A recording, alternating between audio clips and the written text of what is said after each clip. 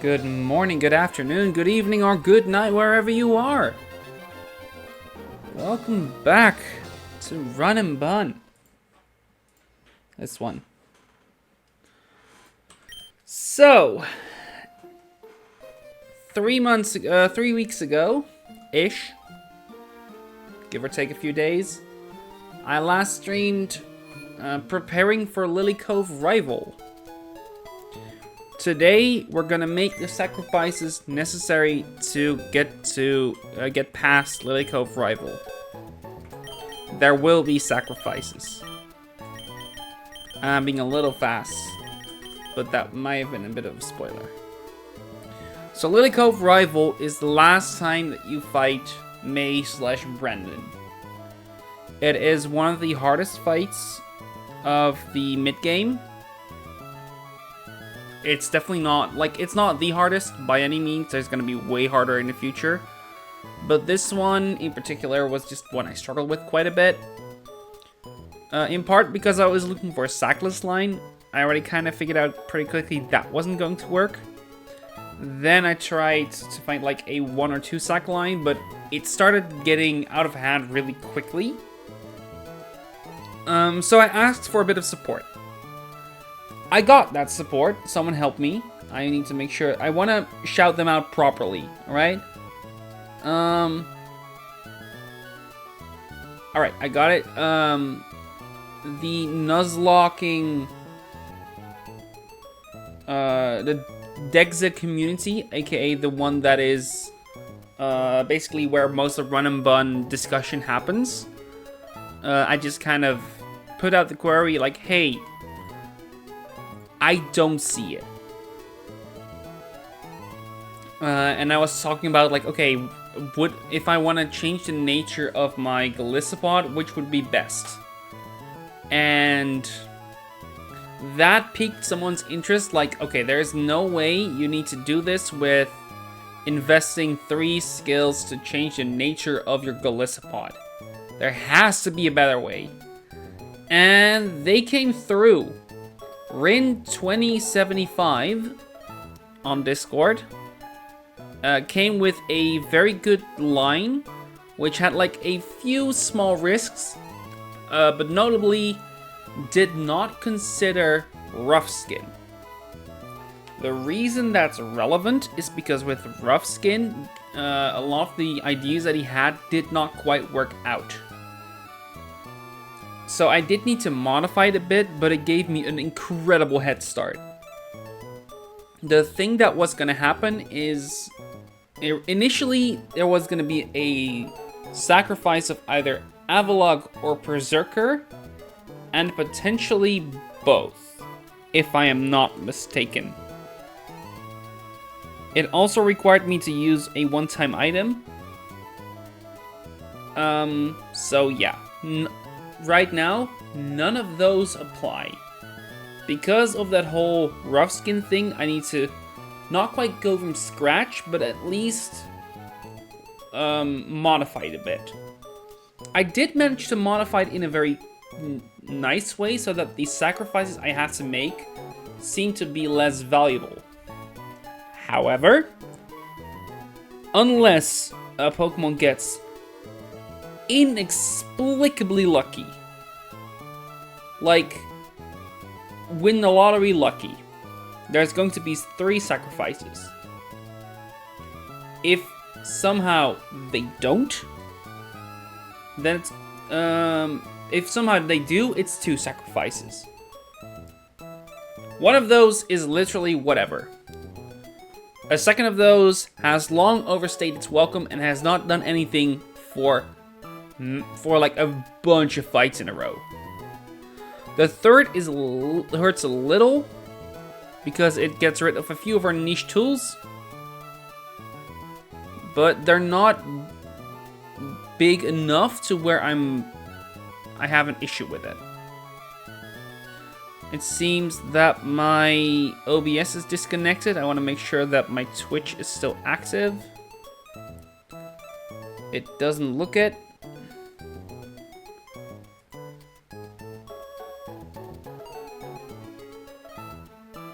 Alright. There we go. Reconnection successful. We're good? We're good. Alright.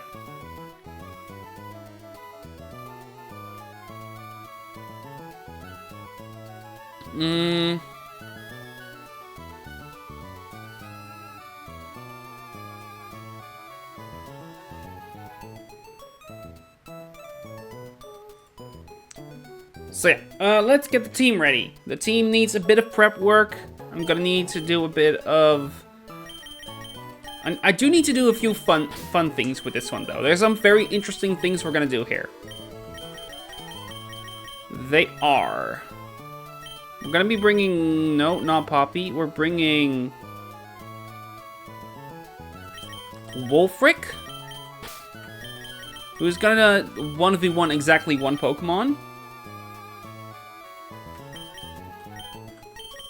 We're bringing Winona, we're bringing Wolfric, we'll bring Faulkner. Grant is gonna go back on the bench.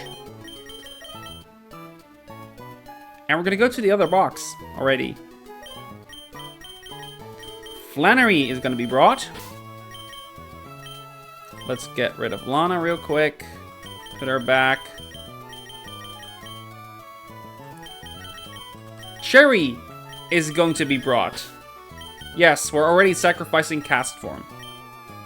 And Nana, I'll put you back into the team. Also, gonna be part of this team, and this also one of the sacrifices. We're gonna give you... This is supposed to be a literally any item that is not that valuable thing. Aspear Berry kind of fits that bill. Flannery is gonna be one of our more valuable items in the Fire Gem. Fire Gem, but not quite yet. We're first gonna give it a Flame Orb for the prepping. We're gonna give Talonflame the Life Orb, which is, yeah, down here. And we're gonna give Nana... I had Muscle Band, and that is correct. I remember why, and it has to be Muscle Band.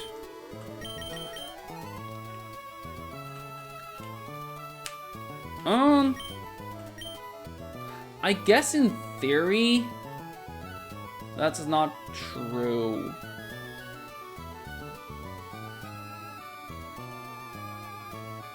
No, that is not true. That is not true. It can be black glasses, which was the other item I was considering. Alright. Then we're gonna do some leveling. We are gonna be bringing Winona up to 72. Flannery is gonna get to 73. Faulkner is gonna go to 73. Nana is gonna go to 73. And Cherry, I mean, I could level it, but it's one of the sacrifices. Do we want to really get all the way up to 73 just to sacrifice it without doing anything whatsoever? Let's not. Then we need to apply a status, a burn to Winona. We're gonna need a burn to Flannery, but that's, yeah, cannot be inflicted. So that's one of the things that we need to do. For that, we gave it the Flame Orb, and we need to find a way to get rid of our type. And I don't remember what that was. If I am not mistaken, it has to be... I have to find a Soak user. And that would be Basculin, a low-level Basculin. So where can I find Basculin again?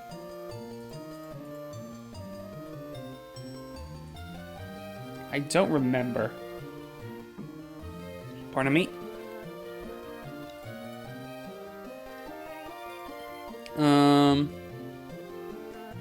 Let's see where it was again. I don't remember. Encounters. Basculin.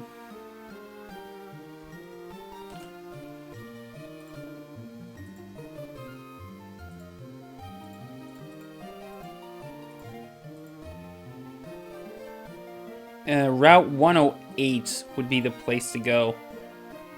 And then we need to surf there. And hopefully find a low-level one. Actually, no, I need to go to Route 118. That's a... Does that work? Does that always give it soak? Level 20? Yes. Then we're gonna go there. She can fly. And we're gonna go to Mauville. Oh, before I forget, because I would forget. We are also gonna use one of our TMs.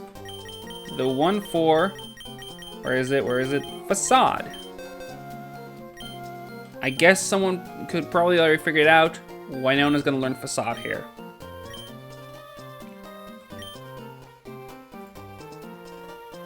And which move should it forget? I had it written down. It's over... Sure. I said over Dragon Pulse.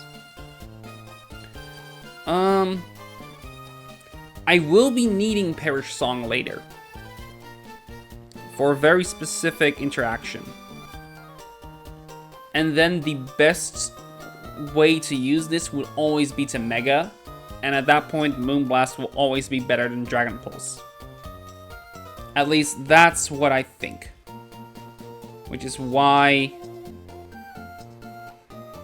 I would go for this.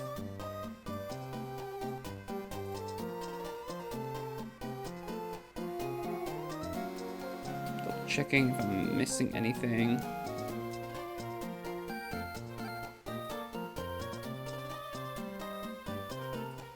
Nope, I'm not. Cool. So, Facade over Dragon Pulse. I believe Dragon Pulse is technically a TM I could get, so it's not as big an investment, but it's still a hefty one.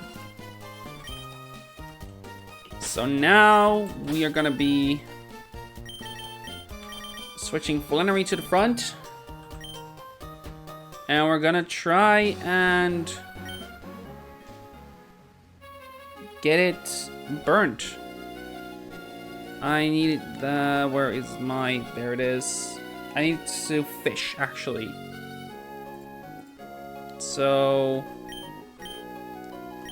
Super Rod. Bruxish, don't care. Quillfish, don't care.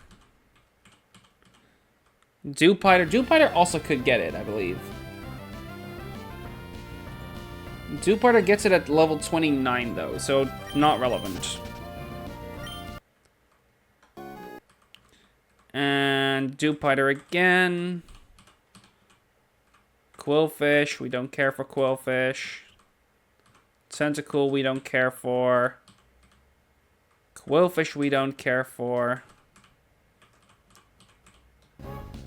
Tentacle. This is gonna take a while, I wager. I don't remember the exact encounter rate.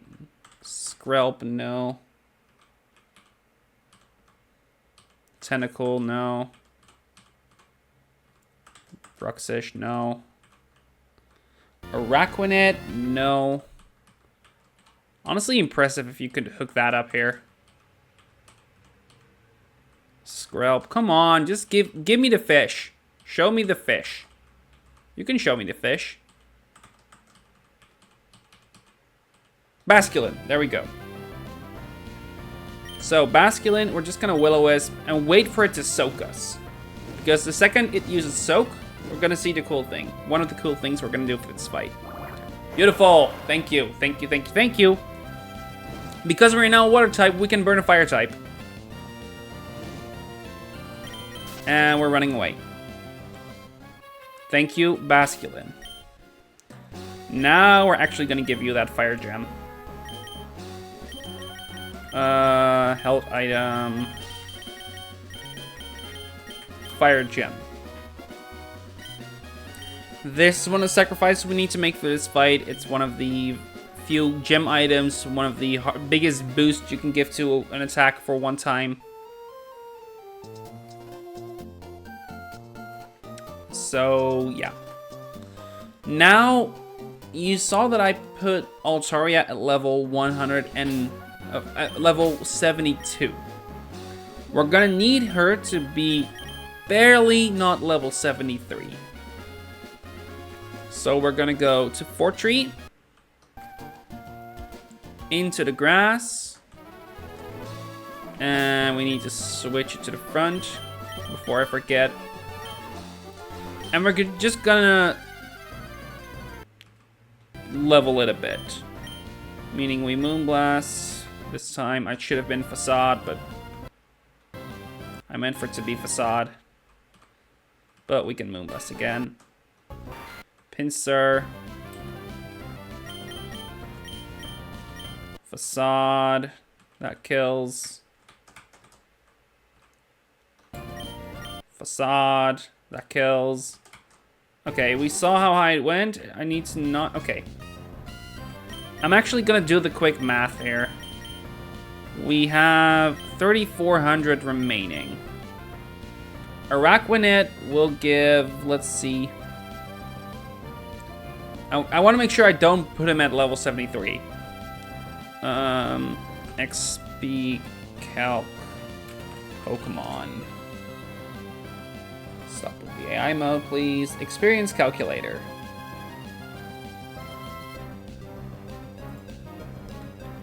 Araquanid. I believe it's not the skill experience from Gen 4. Their level is 52, ours is 72. Original Trader, calculate. Yeah, no, that doesn't check out. Let's just assume we're also 52. That makes it flat, right?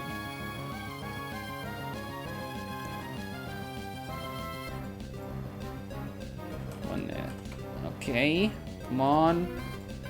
Apparently, it doesn't work.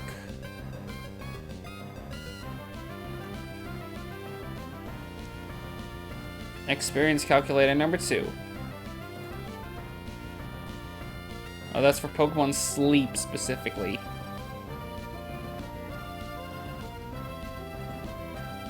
Okay, Araquanid. I don't want to overlevel it. So I need to be safe here. Experience, 159 base yield. Gain formula.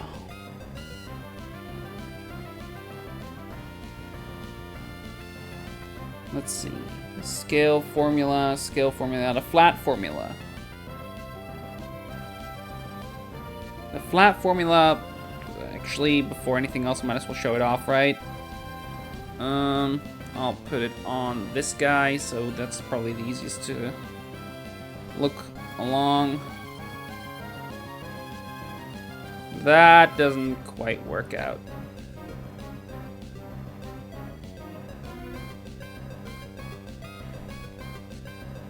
That doesn't work out at all. The flat formula in Gen 6 is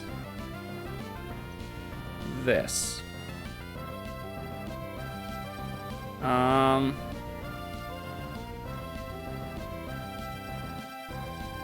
Alright, that doesn't work. Maybe this one then. Yeah, this one works. Flat formula in Gen 6 is this one. So B times L, base experience, that's 159. Calculator, 159 times level. That was equal to the level.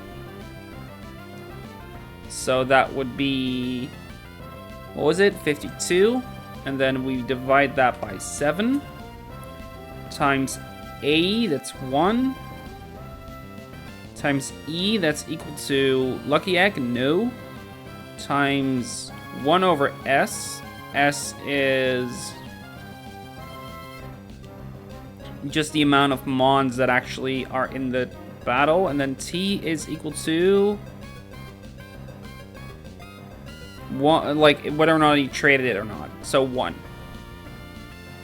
So supposedly I'd only get 1100. I don't believe that because that doesn't line up with what I just had.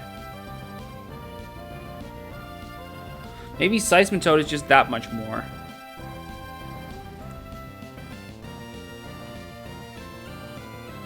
Seismitoad.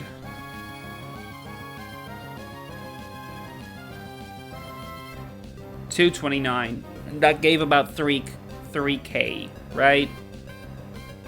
So maybe I'm missing something with like the flat formula Gen 6. There's V, F, and P. F is irrelevant. V is...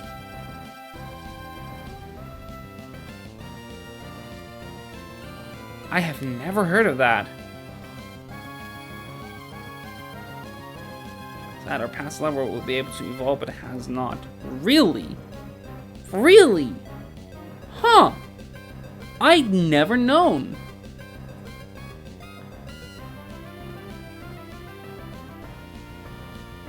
Okay, so I'm just gonna assume we saw that Seismitoad gave off like 3K worth of experience, so I think I should be safe to just kill this. Show me that I'm not wrong. 1104. Okay, I am not wrong. How close to leveling am I? 1800. I'll go back a little bit. And we're just gonna surf here. It's level 50. So we just had 1100, so this should be less, and then we have over 1100, so we are good to actually Mega and Facade you. Okay, we now have like 800 XP left. That should be close enough to leveling.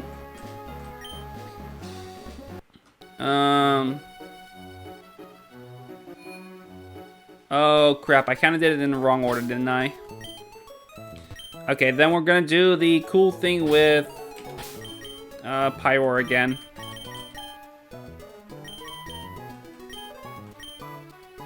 And I do need to do some pre-damaging after, but that'll be in a little bit. Let's go back to Mauville. I should probably get like my own music, right?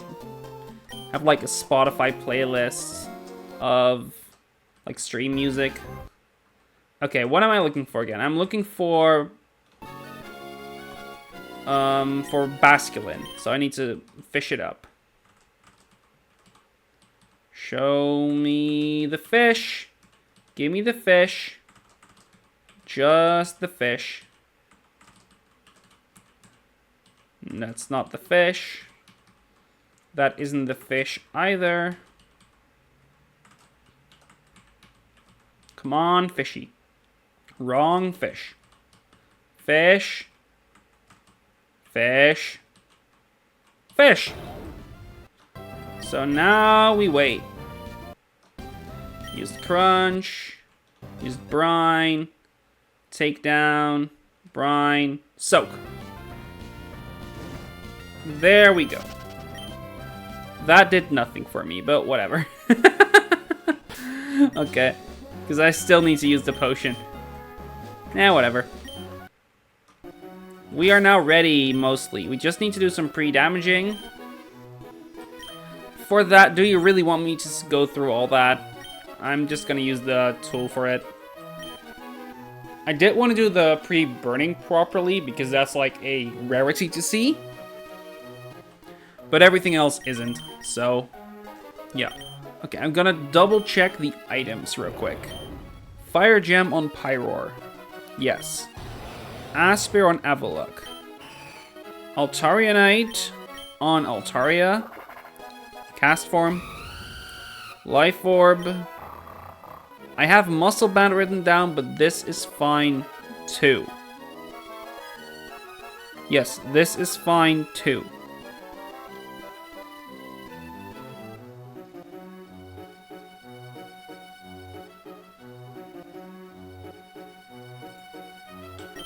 Okay, then the pre-damage. We need Altaria to be at 184. And we also need it to lead. So we'll bring Winona to the front. Pre-damage that to 184. We need Wolfric at 222 HP. And we need Nana at 199. It's minuscule damage, but it is damage that we need to have them have. We will just use a proper potion. I'll use a super potion here for Flannery. Flannery does need to be at full. We also need to pre-burn Winona again. So let's apply that burn. There we go. Yes. And with that, we are as ready as we can be. Okay. I'm gonna quickly save, because why not? And we are battle ready. So, May here, the rival fight has, as you can see, Garchomp with the Yachi Berry, Rough Skin Naive, and Stealth Rock, notably. Also Earthquake, Dual Chop, Fire Blast. Machamp, No Guard, Dynamic Punch, Stone Edge, Knockoff, Substitute.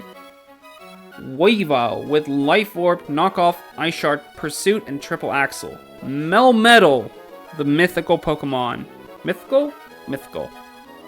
With Assault Vest, patching up its worst defense stat, and double Iron Bash, Body Press, Ice Punch, Thunder Punch. Galarian Articuno with Hurricane, Freezing Glare, Calm Mind, Recover. And finally, a Speed Boost Mega Goddamn Blaziken. Yeah. That is so much power. And we're using these little shits. But we're gonna make it through. It's not gonna be unscathed, but we will make it through. I so hope I did not miss anything. But I went through this line like 4 different times, I think. And like, I discussed it. Once again, big thank you to, I want to make sure that I say the right name, Rin2075 for helping out. And like doing most of the prep work for me. And now I can finish it off.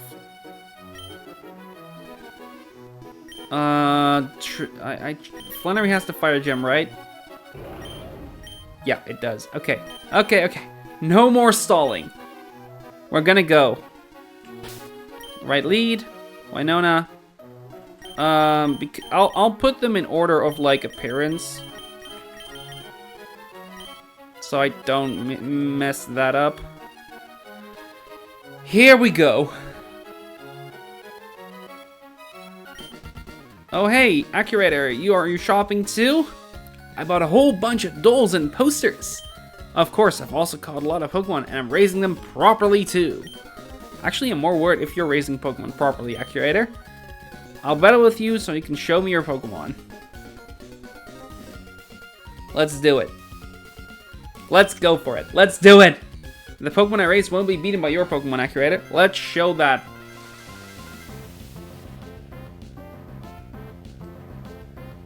Let's see. Trainer May would like to battle. Garchomp. Winona. So, Winona is a very specific choice here. When Winona Mega Evolves, it turns into a Fairy type, making it immune to Dragon.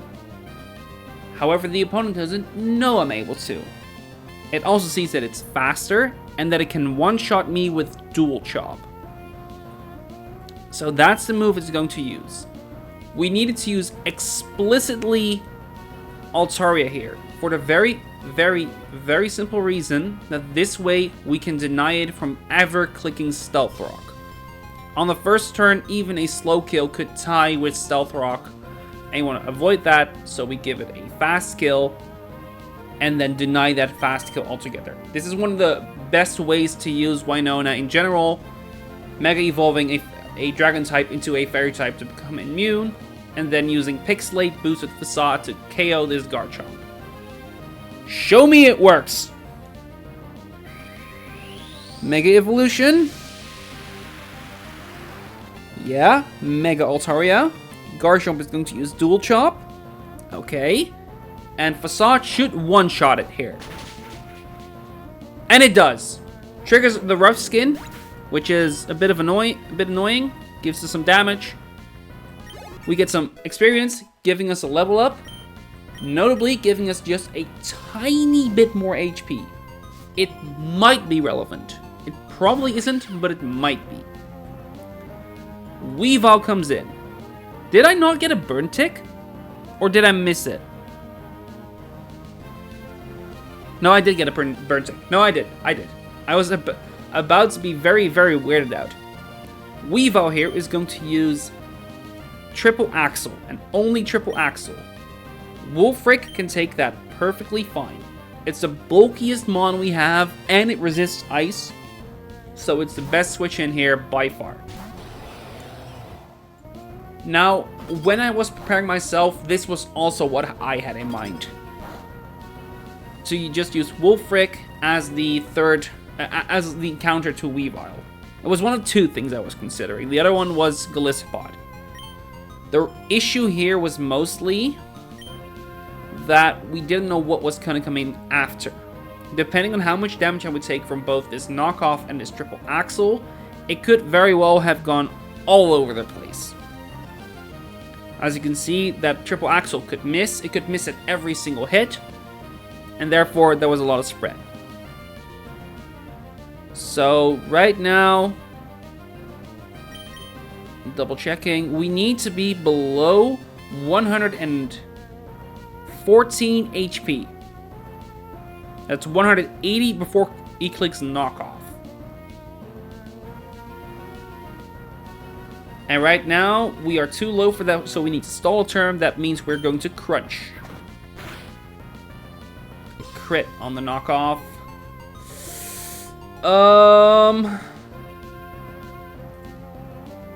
Let's see.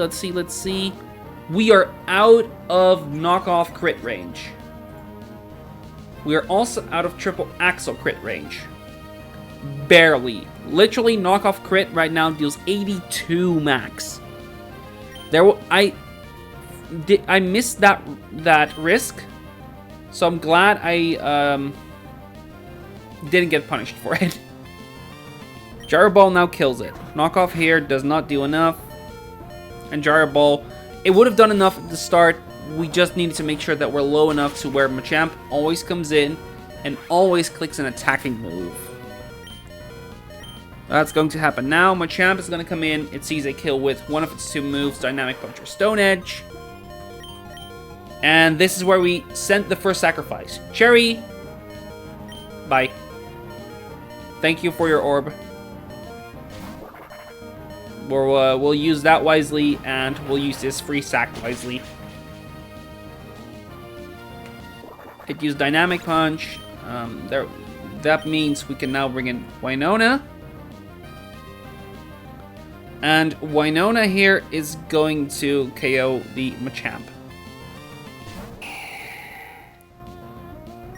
Facade here outspeeds and kills Machamp, guaranteed.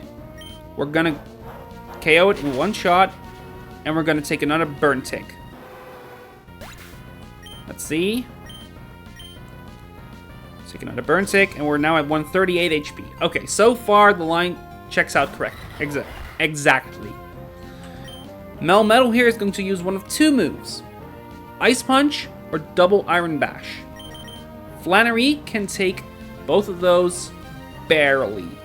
At level 73, Double Iron Bash deals at most 208 HP. That means even with a burn tick, Flannery will never die to Melmetal's move. We hope to see Ice Punch? Kind of. We don't really care. Flannery is the one mon that could be saved. But it needs extreme luck here. So Ice Punch or Double Iron Bash? Which one is it going to be? Double Iron Bash. Pyre is going to die.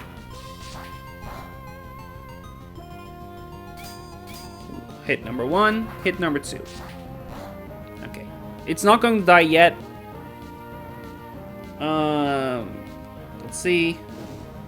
79. Okay. We are now going to click Overheat. Overheat is about a 50% chance to kill this Melmetal. If it does, theoretically Flannery could still survive. I believe. But we will see. Fire Gem boosted Overheat. If it doesn't kill, that's fine. We got a way out of it. Let's see. It's a one-hit knockout. Okay. I think in theory, I could still save one life. I just don't know which one yet. It's probably going to be 2 sacks still from here, this one forward. Articuno was going to come in. Articuno sees a fast kill with one of its random moves. We know he sees one. He could go for Hurricane and it could miss. If Hurricane misses like 4 or 5 times in a row, Overheats could kill the Articuno. It uses Freezing Glare. It doesn't really matter anyway.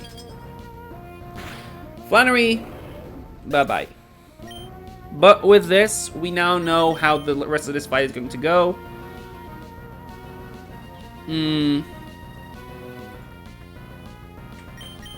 Nana is now going to come in. And yeah, Nana's now going to come in. He uses Intimidate. And therefore he gets a competitive boost. It's not relevant, because Hurricane here always sees a kill on Mightyena anyway.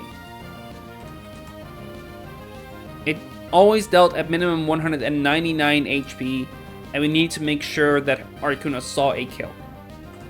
We are going to Sucker Punch and deal as much damage as we can to Articuno. If it kills, that means we got a high roll crit, and that's fine. It's not gonna matter. Sucker Punch, that's enough. Hurricane, kills. Nana, thank you and goodbye. I appreciate what you did for Roxanne fight, and here. Faulkner is going to do the rest of this fight.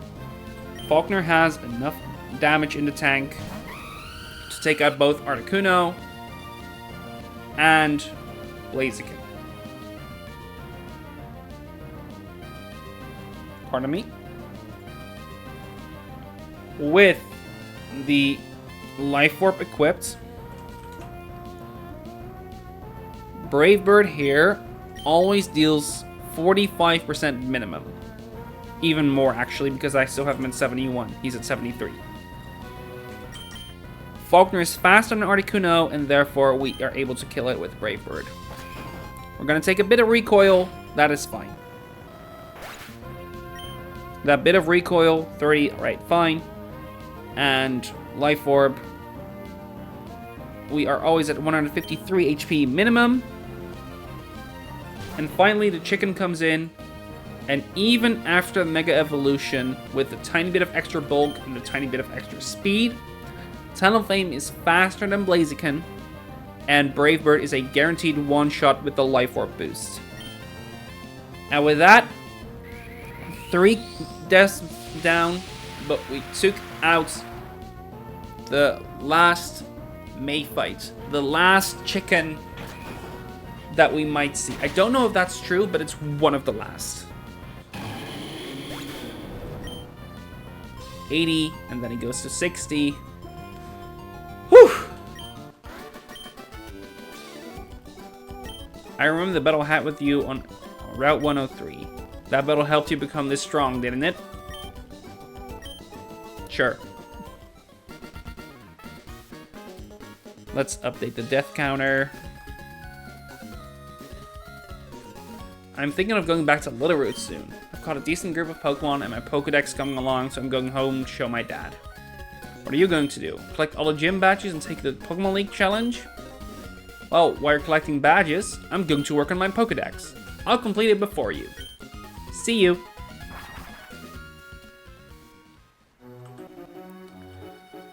Whew. Alright, I knew this one was riskless, or at least I thought I knew. It wasn't. I think out of my own curiosity, I want to see if that's true.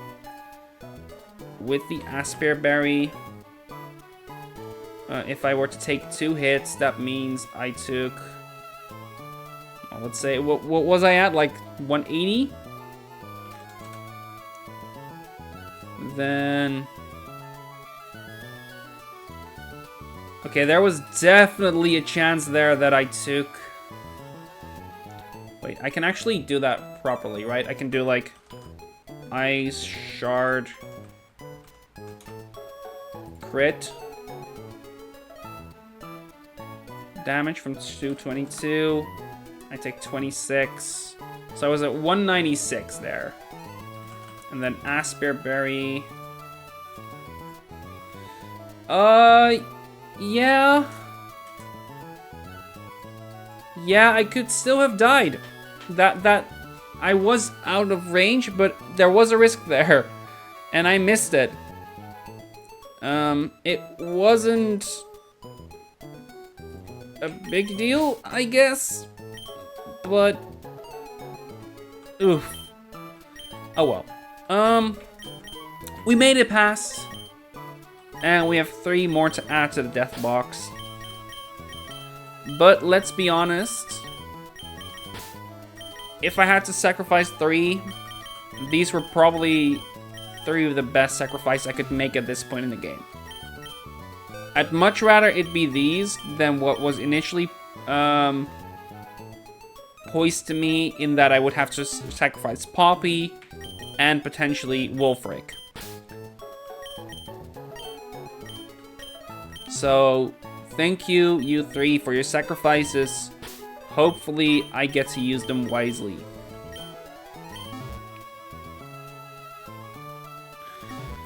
Our level cap increases, and our next goal is Mount Pyre. 1 second. Where is that stupid fly there? It's too high for me to reach now. We have a little bit of a fruit fly. I don't want to say infestation, but we have like a few flying around every now and then, and it's annoying, and I want to kill them.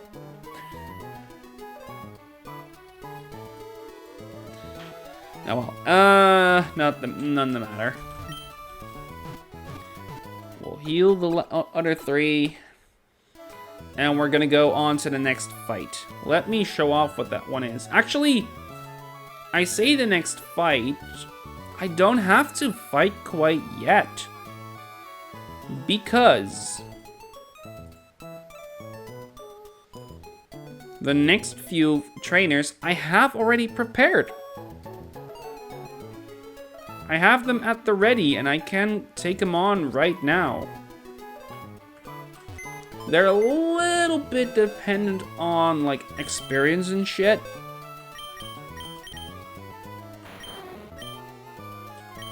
But it should be good. It depends mostly on how close everyone is to leveling.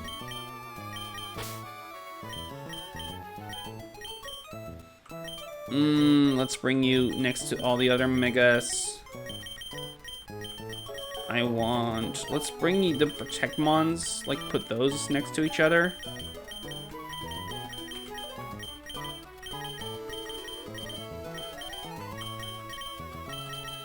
And here we are. Okay, that is better. You are not close to leveling. I don't need to worry about that. We will be bringing Ingo. There he is, again, that fly. And he's gone again. And we will need Bascule Legion, aka Caress.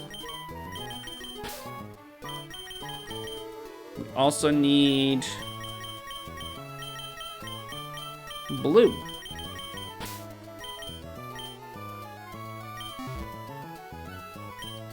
I also need to check the XP on you, actually. You're close to leveling, so I might need to keep that in mind. Same with Silent.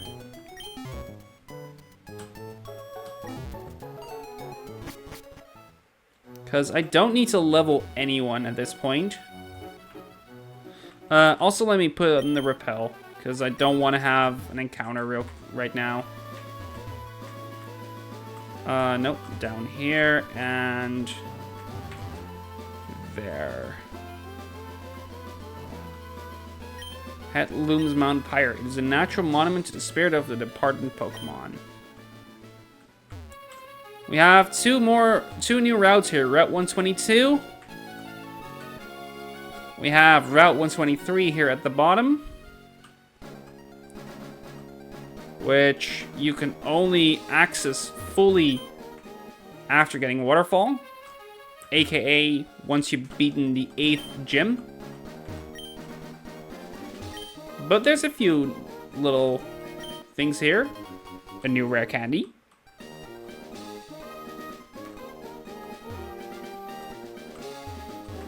Nothing over there. A max revive. Goodie. That's it? I thought there was more. One sec. Item. This, no. This one. Items.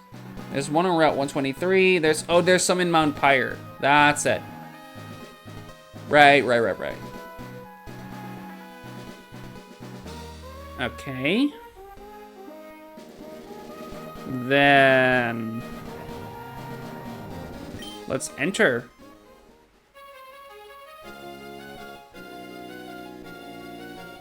Yeah, let's enter. I don't wanna... To come to pay your respects, you must care for your Pokemon a lot. It's right here's my husband's gravestone. I come here every day. People expect me to mourn over his death and cry, so I learned to fake it. In reality, I'm glad he's gone. How about I teach one of your Pokemon the move Fake Tears? We're not going to do that yet, but that means we have that unlocked. So I'm going to tick that box. Fake Tears.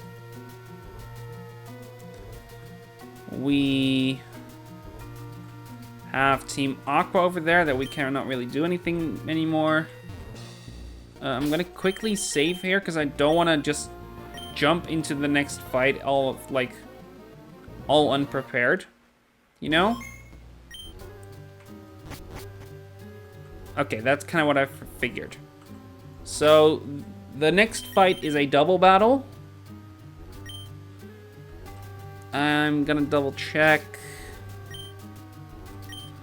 Silence experience remaining is 5,600. That is fine. We have Blue, who was close to leveling. I'm gonna double check if I need him to like... Okay, he does get experience. but it's very shared experience. I want to make sure that I don't, like, cause issues. Because I want to... Let me double check the speed tiers, because that's the main thing.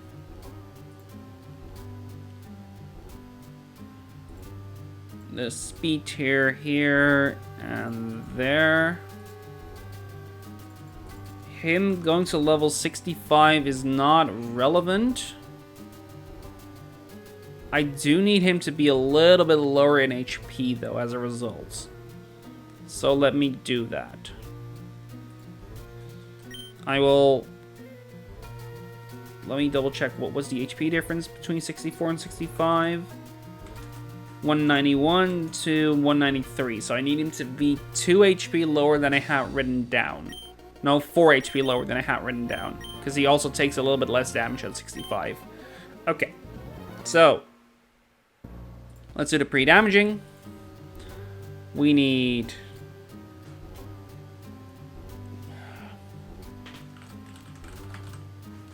Sceptile to be at 84.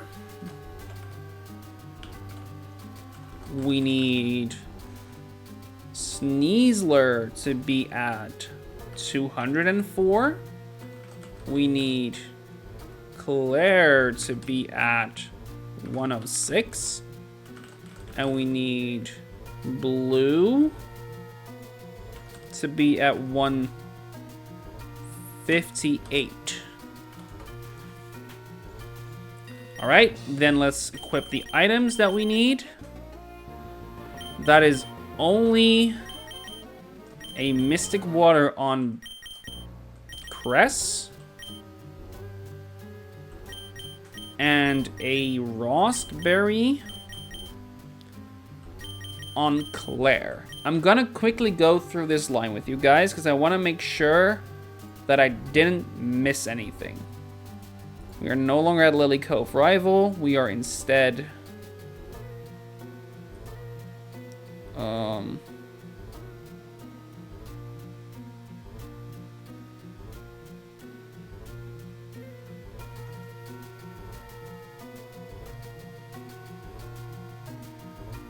don't know why it does that. Okay, whatever. Oh, I do know why. It's because... that, isn't it? Eh, whatever.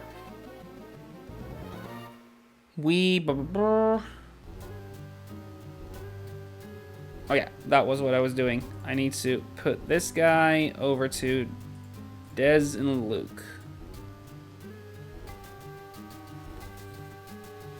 So we lead Sceptile and Basculegion. In that order? No. Yes. No, yes. Yes, yes, yes. Yes. Sceptile, Basculegion.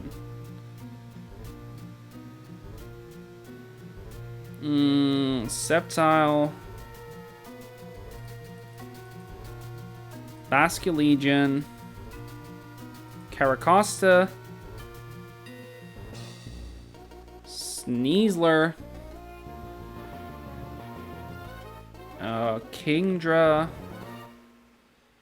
And Pidgeot. Sceptile.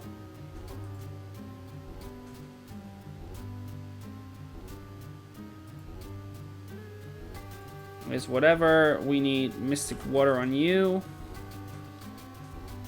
That way we take the kill on Meowstic. That baits in Raticate, who's going to Sucker Punch. Yeah.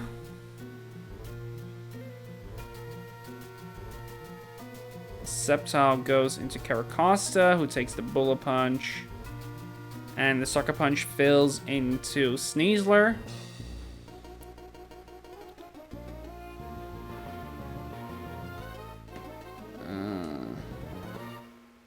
Costa goes to Pidgeot.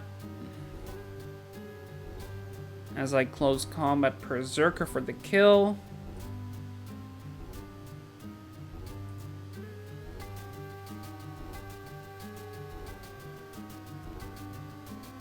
Arcanine will come in. Kingdra on Burn Up / Flare Blitz. We have a Raspberry just in case. We take another kill with Berserker. With Sneasler. Smurgle comes in. Smurgle is killed with another CC.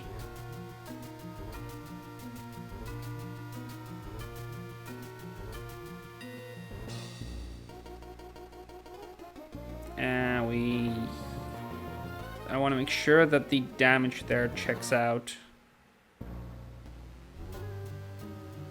106. Because we take, at minimum, this.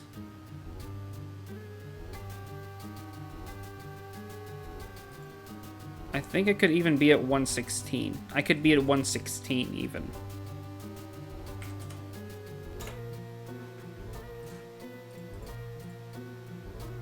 Because if I'm at 116,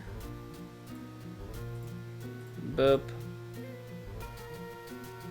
He doesn't go for protect. That's like the main thing we want to avoid.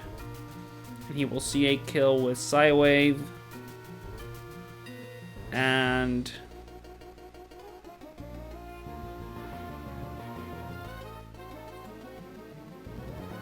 at 117, double checking if I get crit. 116 actually, before I do it wrong. And I could get crit flare blitzed, meaning the fire gem. Wait. I said it wrong because burn up deals slightly more. So crit burn up, meaning he's now a. Let's just put him in a grass type, and he no longer has a fire gem, meaning he always goes for a. Okay, that makes it a bit safer, theoretically.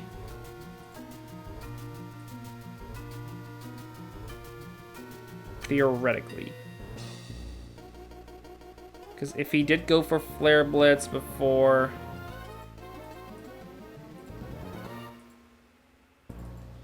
Well, it was at 116, and then take the 76, and he goes for the...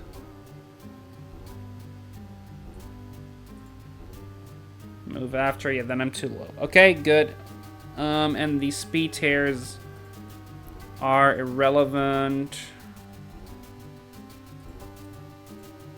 It's irrelevant whether or not I level. And I need to double check the damage that I would take. I had him at 204. That 204 is correct. Then we are ready. Let's do this. I had Mystic Water, so Liquidation would deal slightly more.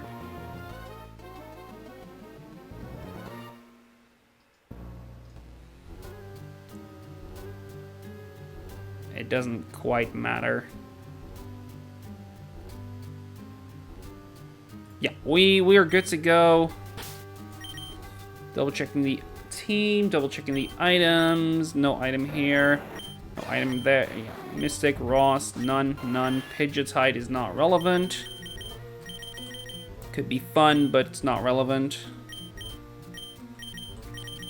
And put them in order. The HP amounts that I have written down are correct, except for Blue, who I put 4 lower deliberately.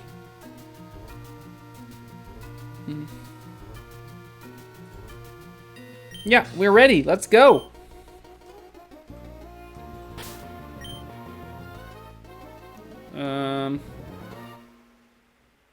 Okay, tell him Nerfus. As usual.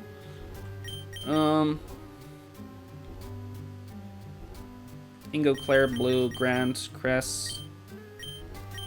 Levels all align.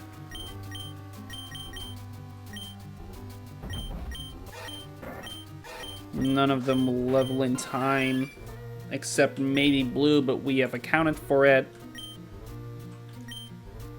Okay. Stalling as long as I can. Please tell me I'm still alive, by the way, because it looks like I'm not, but... No, I am. Okay, good. Good. Here we go. Let's not get left bugged. Left guy bugged. I came here on a dare with my boyfriend. It's really scary, but I'm with my boyfriend. It's okay. I know, I'll get my boyfriend to look cool by beating you. Ma'am, I don't want to be assaulted. Doesn't look. Berserker and Meowstic, and we're gonna bring in Silent and Cress. Okay, we are in the right positioning. Good. Silent has been pre-damaged, specifically to 84 HP. This is so that Berserker sees a fast kill with Bullet Punch. More importantly, that Meowstic always sees a kill with Psychic on Silent. This way, it's never going to go for Light Screen or Reflect. We're going to detect. In the meantime, Cress with Poltergeist, which can never miss thanks to a bug, kills Meowstic here, guaranteed. Detect. Here comes Bullet Punch. Protected. Here comes Psychic. Protected. And here is the Poltergeist.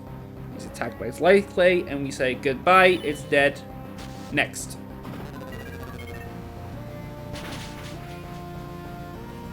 Alright, awesome. And Silent is getting a bit of experience. Crest is getting a bit of experience. And this should be Raticate. Perfect. Raticate here is going to see a fast kill into Sceptile with Sucker Punch and also into Basculegion with Sucker Punch. It can attack either or. So long as we don't attack, we're good. So let's not. We're going to switch Grant into the Bullet Punch that we saw from Berserker. And we're going to switch Crest to Ingo. Ingo is not going to take any damage here. Grant is going to take a bit of chip. Sucker Punch fails. Bullet Punch doesn't fail.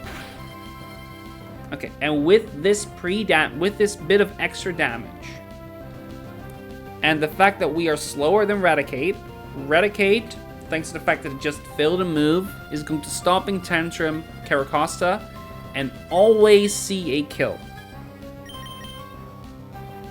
We are gonna go to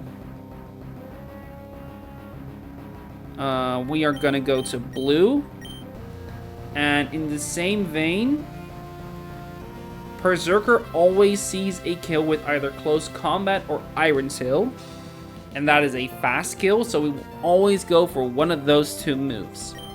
In the meantime, we Close Combat the Berserker for a guaranteed one-shot. Which means that blue here only needs to take the Stomping Tantrum. Oh crap. No, nothing.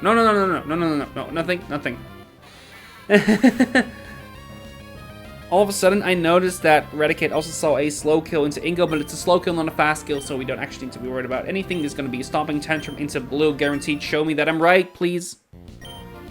Gonna go up that level. Okay, I was scared for a second. This is Arcanine. Arcanine sees a kill into only blue. Specifically with exactly... Right! I forgot about that. That might make things a bit easier. Anyway, we have free damaged this specifically, so we're... Oh no. Oh, never mind. No, we had it pre-damaged for something else. We don't need to worry, because at this HP and at any HP, blue is guaranteed dead to either of the two fire moves. Claire can take it. I forgot I could put a 10 higher. It doesn't matter. We're going to Close Combat the Raticate. Raticate is either going to...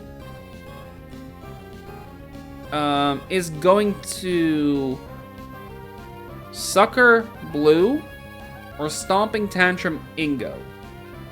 Or double edge blue, actually.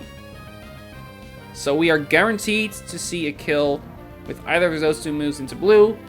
We switch out so it doesn't matter, and we're faster with Ingo so that Raticate is guaranteed to kill. Let's do it. Claire comes in, and the Close Combat goes off first.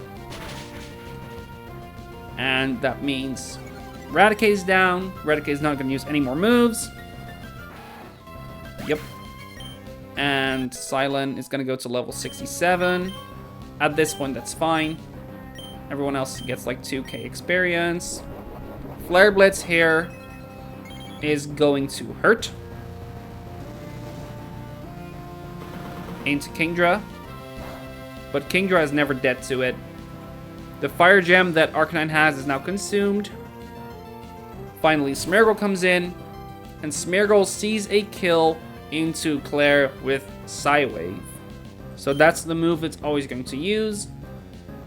And Arcanine sees a kill with either Close Combat or Extreme Speed into Claire and only Claire. We are safe to switch to Kretz, who can take both of those moves. And Close Combat kills the Smeargle. There's the Close Combat. Smeargle is down. And now we only have the Arcanine to worry about. Yeah, Crest takes a bit of experience. Ingo, everyone takes some experience. No, that's not true. Close Combat doesn't affect it. Arcanine has a little bit of chip, apparently, from the recoil from Flare Blitz. Liquidation is a ranged kill. We don't really care if it's a range or not. We have pre-damaged Ingos specifically so that after 3 close combats, Extreme Speed always sees a kill. So we're going to go to Grant on that Extreme Speed.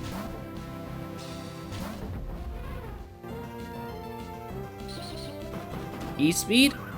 There it is.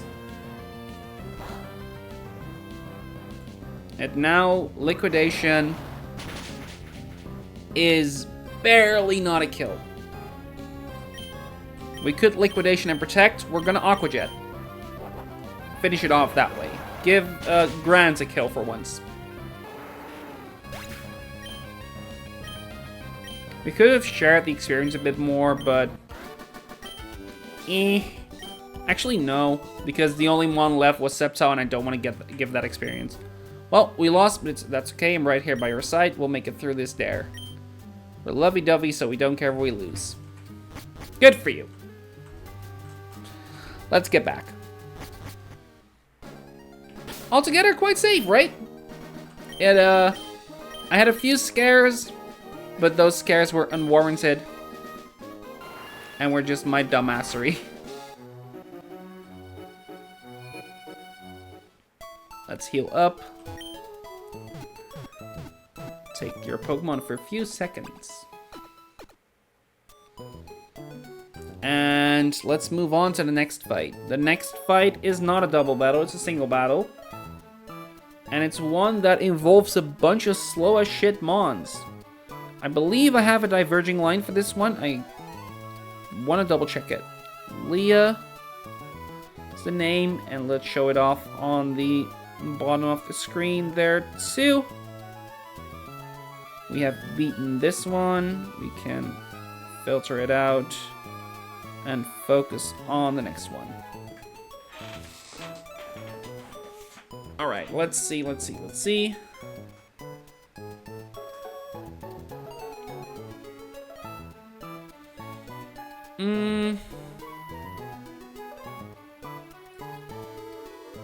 We only need 4 Pokemon for this, actually, which is kind of neat.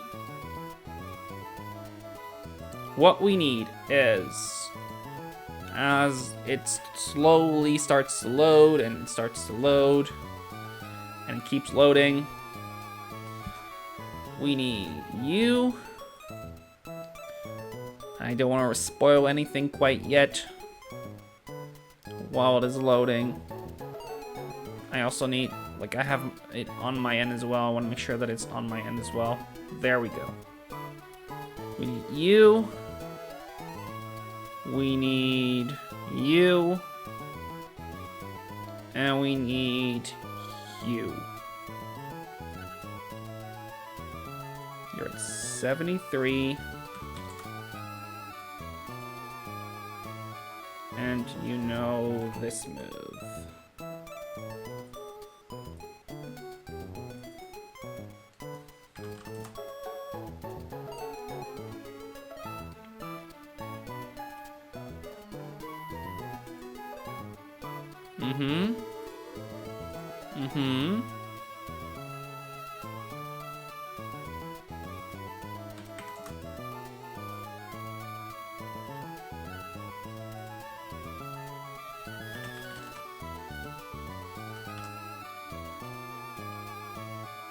Yeah, okay. Then let's get the team. I should be good. This should be... Actually, I thought I had a diverging line. I don't.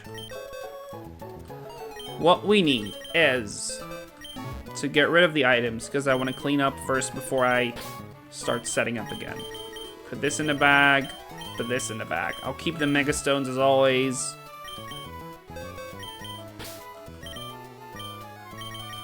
Sceptile. Ingo. In the meantime, let's grab Clay. And Winona. And Lana.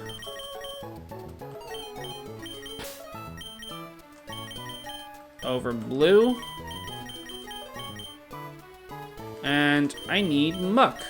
I forgot to give you a name! Okay, we need to fix that right fucking now. We need to fix that right now. Grand's gonna go back into the box.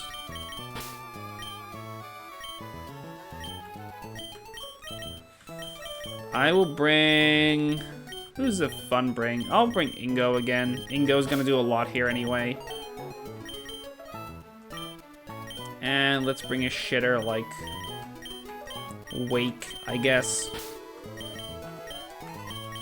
What's Wake gonna do? I don't know.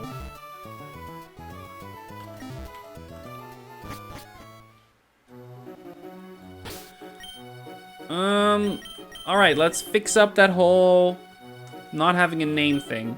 Oh wait, we don't need to go to the name radar. I forgot. No, we can just do it from here.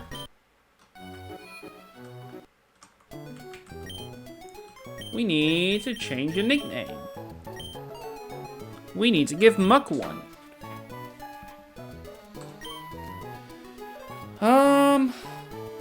I don't remember if I have a Koga, because if I don't, it's incredible. It's an incredible choice. I'm gonna actually, before I continue, I'm gonna do this for now, and I want to check if I actually have a Koga.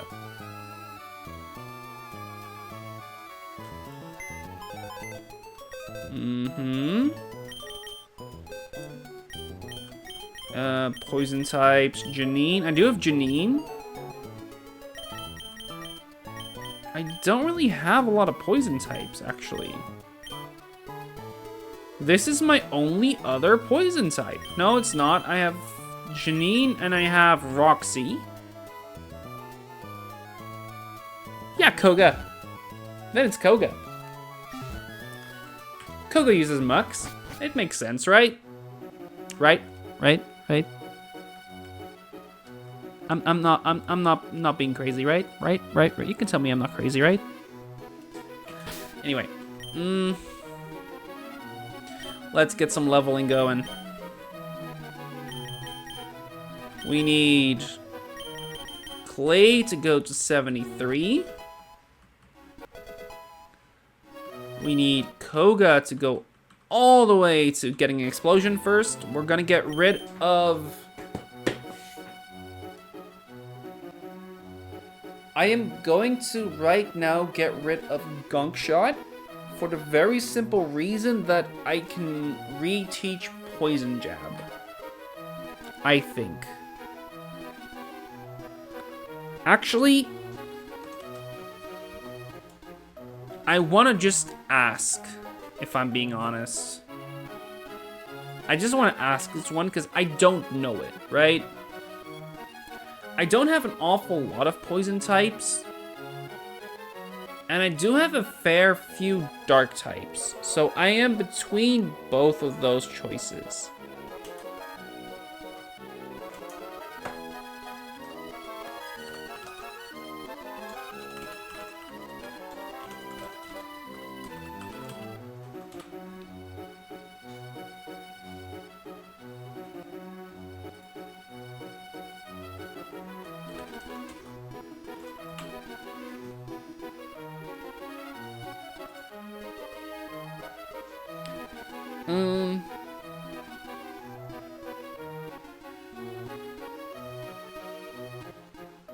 Let's see what everyone answers.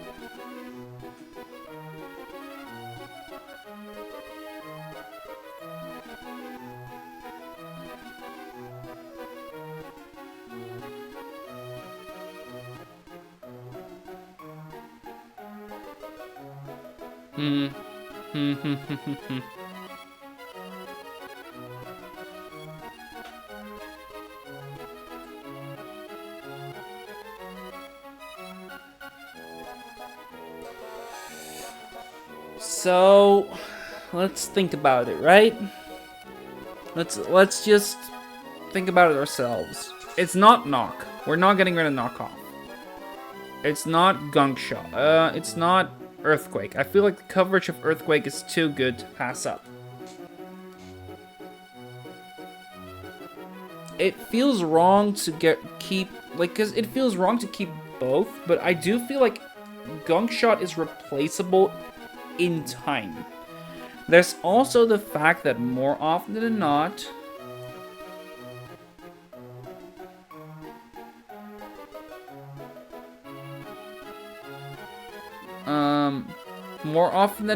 you're stacking this on Pyre tag using explosion, and at that point, it doesn't quite matter if you use payback or gunk shot, right? If you get rid of payback or gunk shot.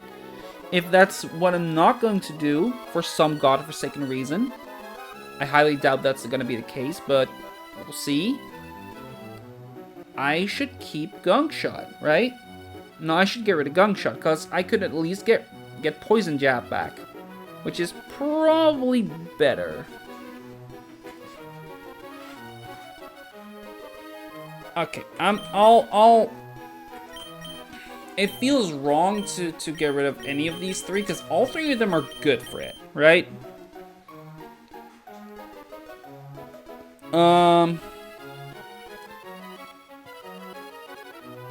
And it's not like I can get payback back in some way, right?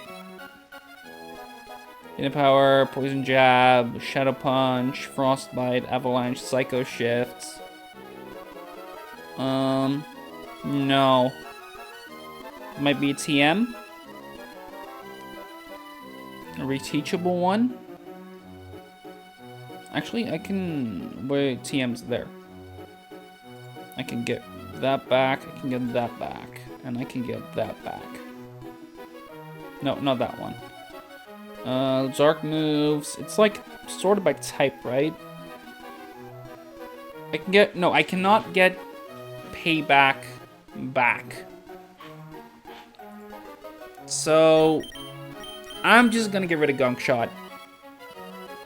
If somehow I need it... Yeah, okay, I goofed, I guess. Alright.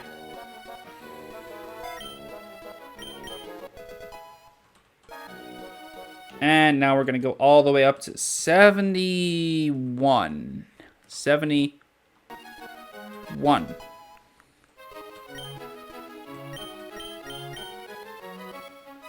Then we need a black glasses on Koga.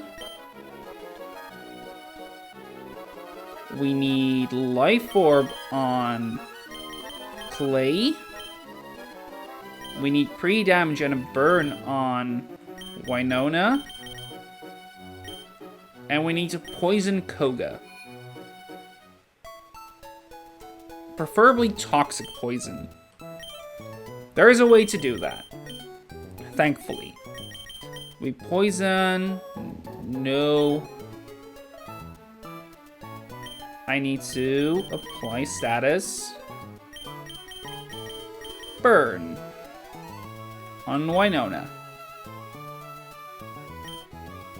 Perfect.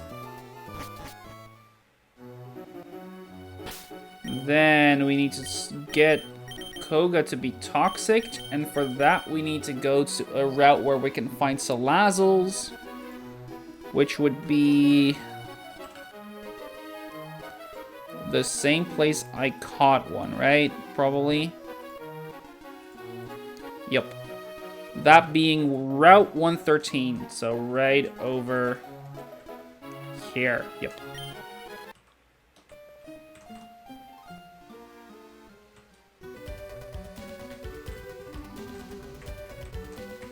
Let's see. I need to turn off my repel, of course. Nope. Not the one I need. Coughing is not the one I need. Skorupi's not the one I need. Salazzle.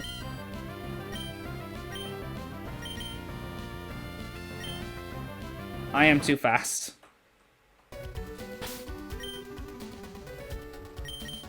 Okay, then we're going to do it a little bit different, and we're going to use Ingo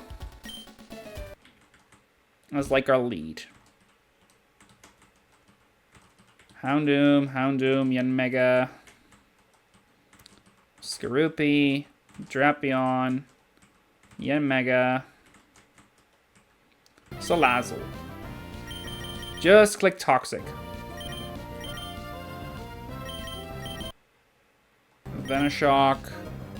It should have Toxic, right? Dragon Rage. Dragon Rage.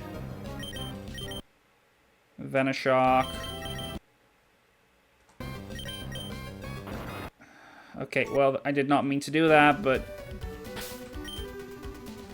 let's heal up real quick. Might as well, right?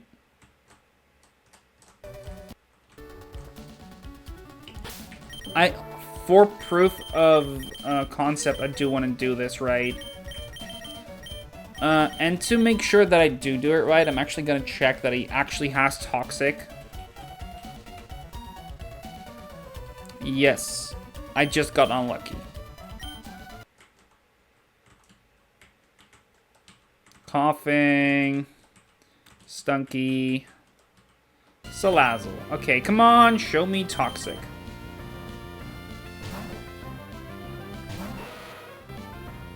Dragon Rage, no. No. Koga. That's a wrong target.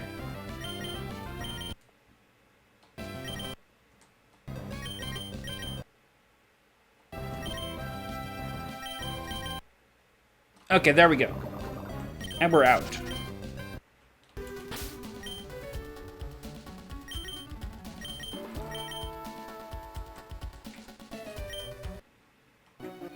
I'm gonna quickly put... Who am I gonna put in the team over? I'll bring... No, I need you to be low level. At a glance... Let me put you, like, here. So I have, like, the under-leveled mons next to one another.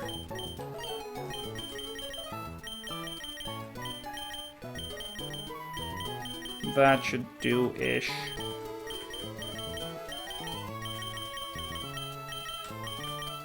You as well.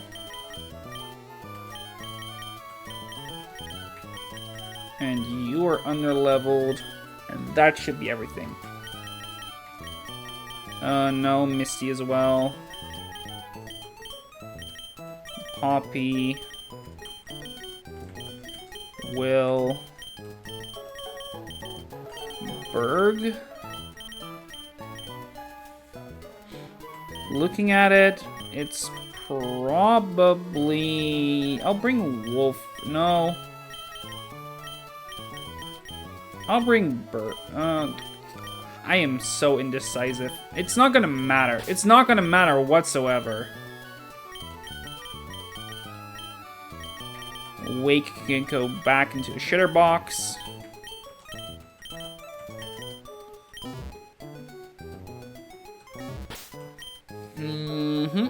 And then I need to pre-burn Altaria. Apply status. Burn. To Winona.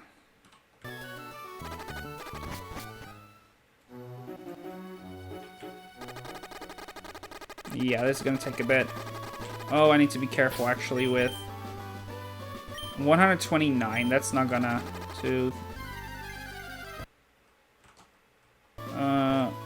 repellent's back on. 2, 1, 2, 3, 4, 5, 6, 7, 8, 9, 10, 11, 12, 13, 14, 15, 16, 17, 18, 19, 20, 1, 2, 3, 4, 5, 6, 7, 8, 9, 30, 1, 2, 3. Okay. Medicine. I'll use my max potion here, actually. Might as well. And then we need to pre-damage, and we need to switch the lead. And let's do the pre-damage now. Pre-damage 1 to 132. It's a very specific number. I'll explain it in a little bit. Are we ready? As ready as we can be, I guess. That is not going to matter. That 1 HP is not the difference. Double check my items. Altarianite, Black Glasses, Life Orb, none. Yeah, let's go. You're an unfamiliar sight. Depart before anything befalls you. I'm not gonna fall. Not yet, at least. Hex Maniac Leah, who leads within Hariyama. Now Hariyama here is going to click Fake Out. We know that, and that is just kind of what we have to take. We're gonna Mega Evolve, take that Fake Out, and yeah, just that kind of happens. We took it into account. So we're gonna take one tick of burn. He's gonna get burned. That's not relevant for us anyway. We're gonna go to 91, perfect. Now Facade here is a guaranteed kill. Cool. And we'll get some experience. We're gonna take another tick of burn. And this should bait in the Delphox, who sees a fast kill with Psychic guaranteed, because that deals at minimum 84. We were pre-damaged, such that a min-roll Fake Out into 2 burn ticks was always going to bring us to 84 HP. It's going to Psychic, we're going to go to Koga. Koga here is pre-Toxic. Very specifically, 284 is just... Okay, I was wiggling around in the end, not really relevant. We were pre-Toxic to minimize the amount of damage we take.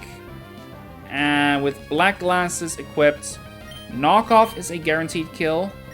Meaning payback would be 2. We're just going to go for the knockoff.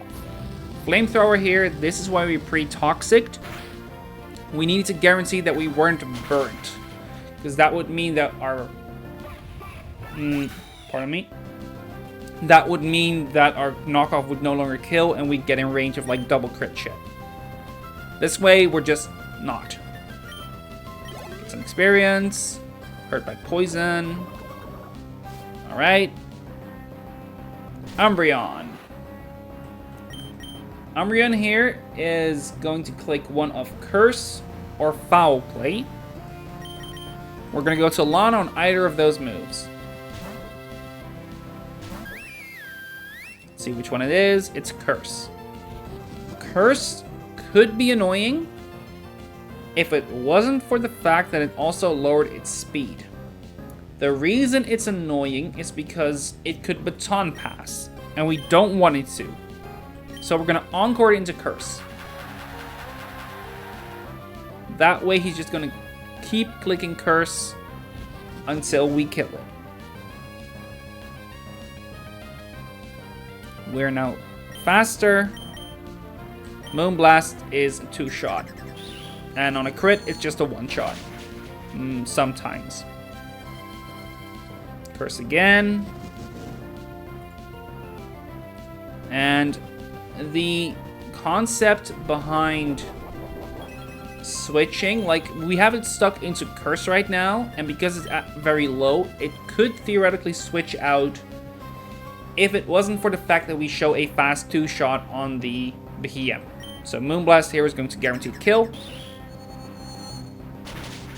And there we go. Umbreon down, 1 more to go. And finally, we have Behem. Behem here is going to click a guaranteed Meteor Beam, because Meteor Beam is the highest damaging move. Not necessarily, but Meteor Beam is a setup move. With Power Herb, it is always out-prioritizing highest damage. So a flip turn, as he is going for Meteor Beam. And we're going to go to Clay, who can take that. Even at +1, that's barely not enough to kill.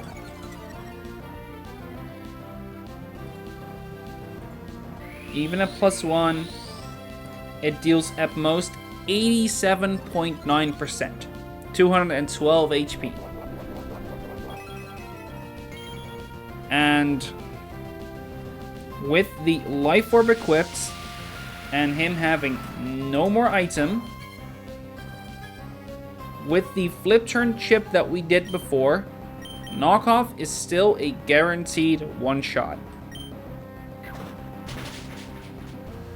Or, well, with the remainder of its HP, of course. So, like, the tiny bit of chip that we did prior is going to make this a 1-shot now. And that means we've beaten another fight. Leah has been defeated.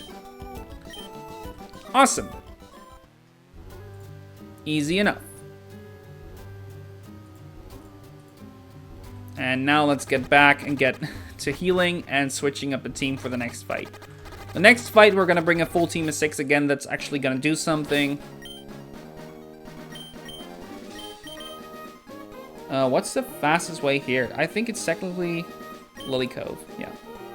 Hi, Natty. Welcome. Thank you for joining. Thank you for chatting. I'm doing all right. It's been an eventful night. Had to lose a few mons, but yeah, no, I'm doing all right.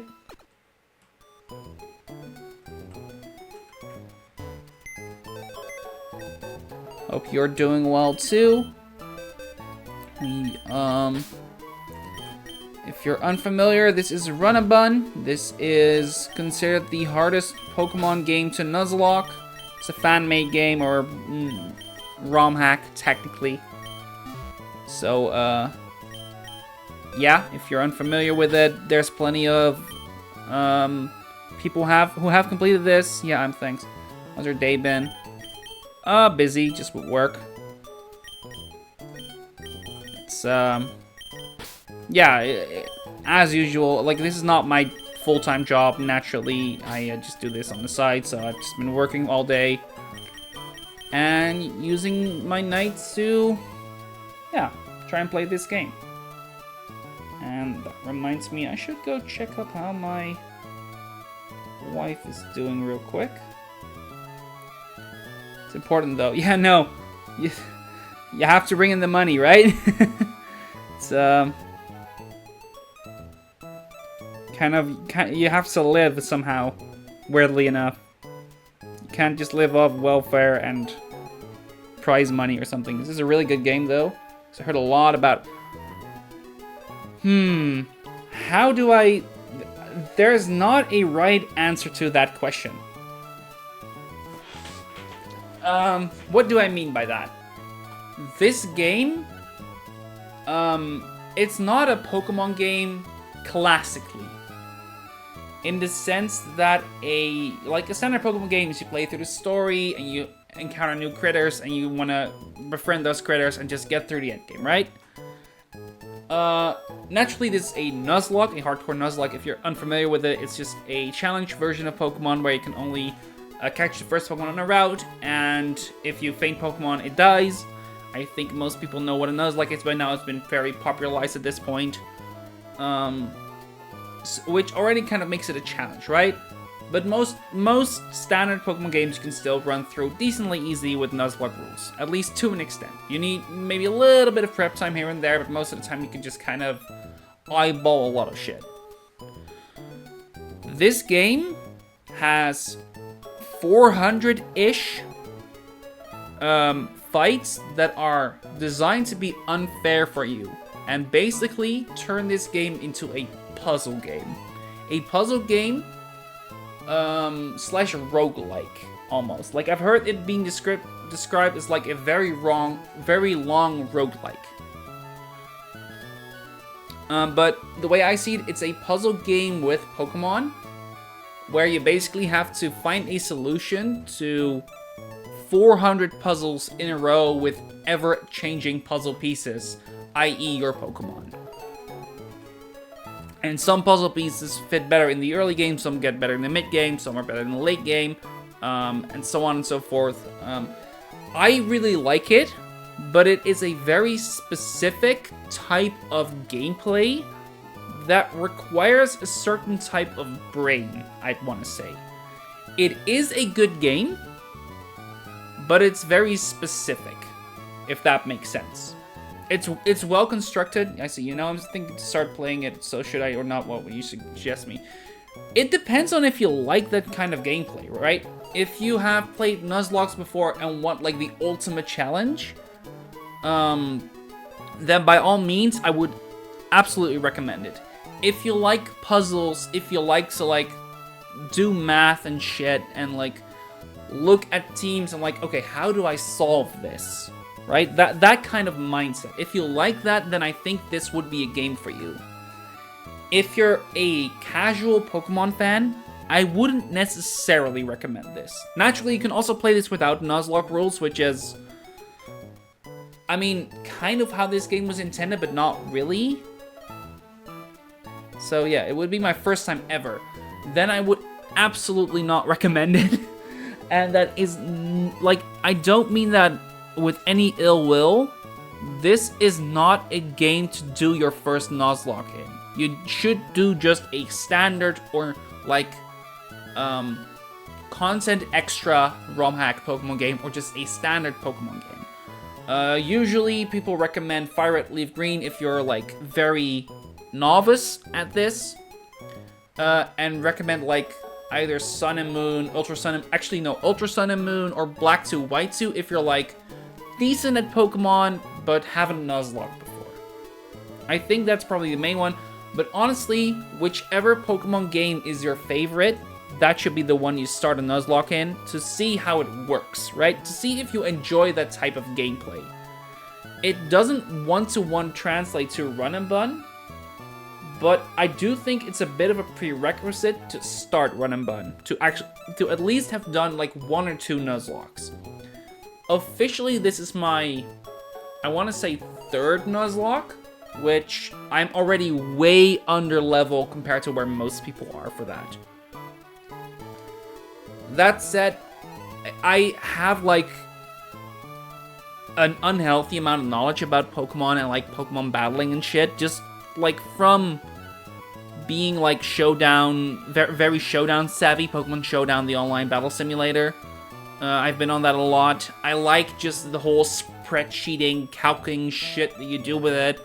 I've been very, I definitely absorbed a lot of Run and Bun and similar Nuzlocke content. That said, I am absolutely not a good Nuzlocker yet. I'm a very good planner and a very good calculator. Let's put it that way. Which results in me being decent at this game. okay enough of this game to where I'm way past where I should be. So yeah, that's like this game, like Nuzlocke in general in a nutshell. If you want a Nuzlocke and you've never done Nuzlocking before, I would not recommend this game. I would recommend you start with like a game you know or a game you enjoy and trying to like up the challenge for yourself a bit, right? A Fire Red, maybe even a randomized game or an Emeralds or whichever game you like most, I would just start with a Nuzlocke there. If you really like the whole preparing for it and the whole, okay, how do I solve this kind of mindset that you get from those games, I would recommend taking a peek at this game. Like, try out up until the first gym, see how you enjoy it, something like that. But committing to actually playing through Run and Bun fully as a hardcore Nuzlocke, you need to be aware that it's a time commitment, and you need to be aware that it's a hard game. So, yeah, that's been my rant about trying or not trying Run and Bun and, like, Nuzlocks in general. If it's for you, it's for you. A lot of people have tried it, and I do think it's very fun. If you want to see, like, some content about it, I would highly recommend either the Run and Bun video from Peachel or the Nuzlocke Invitational that was also Peachel and Point Crow. Those two are very somewhat recent videos about Nuzlocking or content about Nuzlocking that I would say is very good content to like look at it. And if you want like something a bit more digestible, look up the Jaden Animations video about her first Nuzlocke, because that one is a perfect way to like look at how that goes in basis, like in principle. To go back and answer your question, since when have I been playing this game? I had a 3 to 4 month break.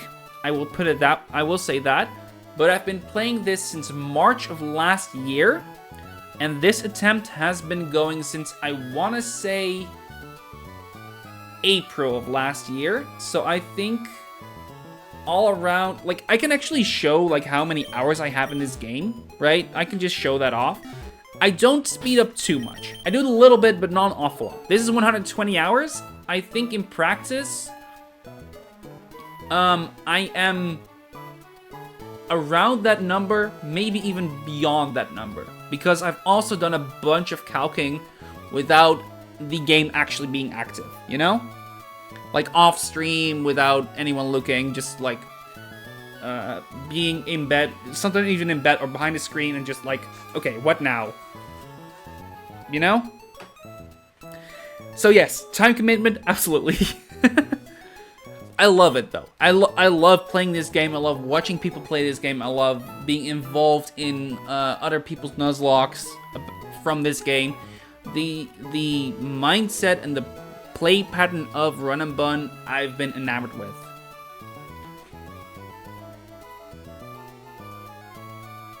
So yeah, I saw that I got a ping. Alright. It was not relevant ping. Holy crap. Okay, I should probably do something with that. But not right now. I am busy with something else. Where were we before I went off that tangent? I'd beaten this fight. I am now focused on the next one. And I will wait for that to pop up at the bottom of the screen over there. You can kind of see, like, this game is generally comprised naturally of the 8 gym leaders and the evil teams and everything. Generally speaking, that has been comprised into 14 splits.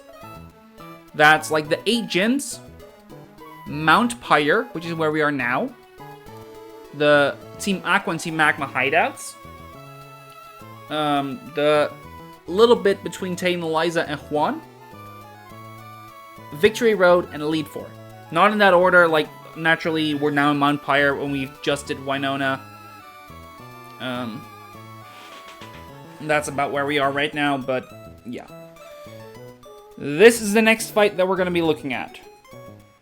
It is Pokemaniac Mark with a Cramorant, a Rhydon, and Hitmonlee, and a Yanmega. Now, this would usually be the part where you would see me shift to the calculator and be like, okay, how do we solve this? I've already done that off stream. So right now, we actually just... I do want to have my calculator up just to, like, read along with it. But we can now get the team. We need... Surge. We will be bringing... We'll put you back into your place. We're going to be bringing Ingo. We're going to be bringing... Gordy. We will be bringing... Faulkner. We need Ramos. And we need Chris. Well, so you usually come live at the same time as today? It depends. It depends on, like, work days and where I... Like, my work days are pretty constant.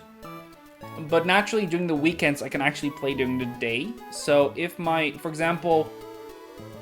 if I have, like, a Saturday where I'm, like, all alone and I have nothing better to do... Okay, that's not... Like, and I want to actively stream, I think is a better way to put it. And I'm not really interfering with anyone else. Then usually I just boot it up. Generally speaking, I think I do play during the night. And I try, like... I want to keep up a once per week schedule-ish. But I'm not consistent with it at all. It really just depends on, one, if I've prepared enough, and two, if I have time during the night and have enough energy during the night. So, usually come live at the same time as today. Not necessarily, but often, I think is the way I will put it. If not, then usually I tend to stream a bit earlier during the day. I also need to give items. I only need... Wow, I only need one item. And it's the Life Orb. And I need it on Gordy. I also need to level Gordy 1 level. So we're going to do that real quick.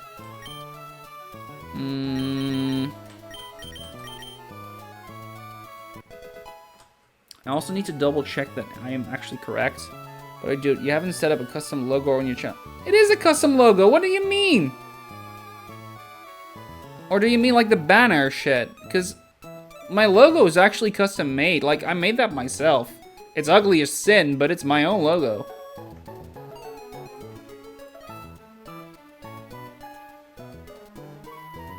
But yeah, the banner I have is not custom. I've not set it up because I'm not, like, you know, that active and like that invested in streaming per se.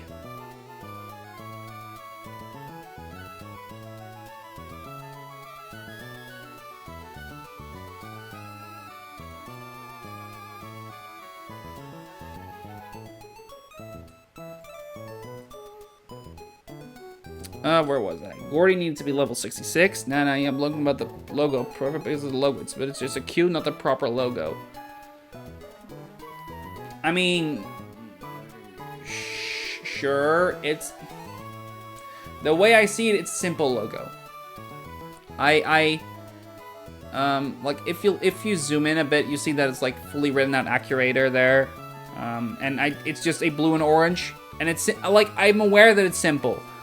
But my art skills are far worse than my Nuzlocking skills, and my Nuzlocking skills are already not good. So yeah.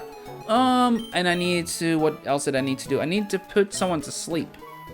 I needed to put Sneasler, aka Ingo, to sleep.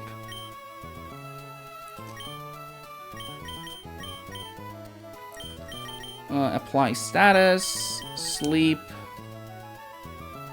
I want to double check this one real quick just to make sure that I didn't miss anything.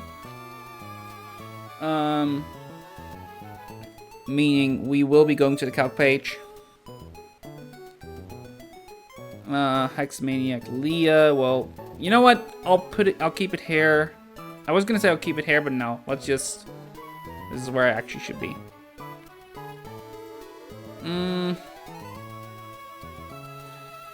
This is one. Baiting in you. That means Bug Buzz. I was gonna go to you. Baiting Air Slash. That's not gonna bait Air Slash. Not on its own. Yes, it is, because I'm asleep. Bug Buzz, then Air Slash. And I can go to you. And with a Life Orb. At level 66, I kill. Meaning you come in.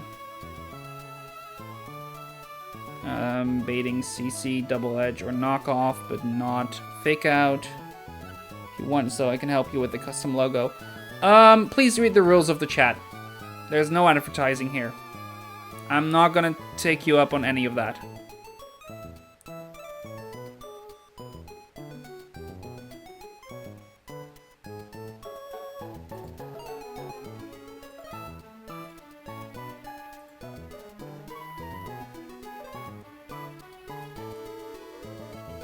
Anyway.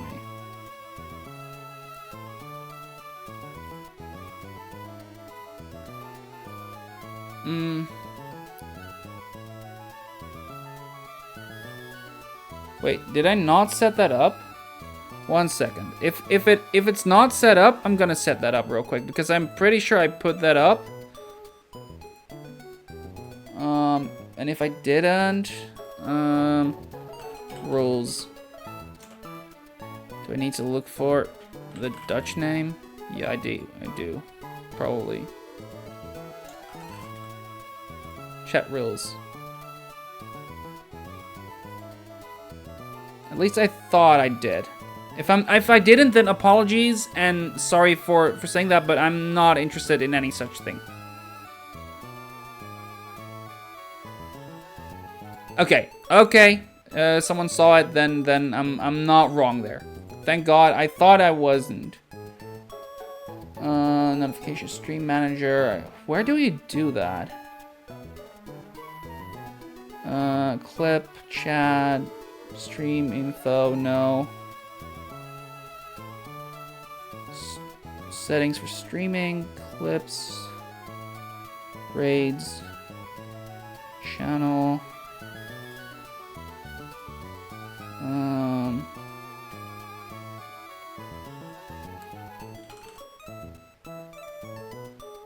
Chat verification.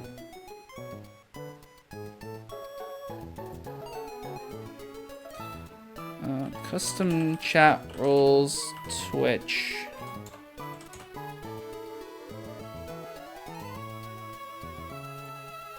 Moderation settings, okay. Moderation settings.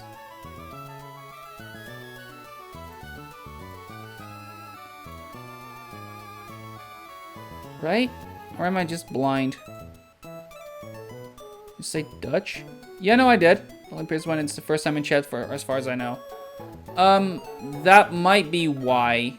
For what it's worth, like I said, I'm a fledgling streamer. I'm not really a good streamer. So I don't. If I didn't, or if it's not clear, then my apologies. That's on me. But also to answer your question, yes, I indeed did. I am Dutch. I don't tend to stream in Dutch. I just don't. I prefer not to, I guess. Let's see. Maybe it's something I've set up somewhere. Did I? Chat rules. Chatter permissions. Chat rules.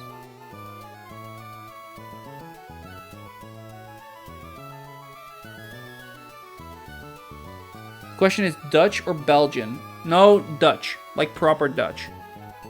Okay, that sounds disingenuous towards Belgian people.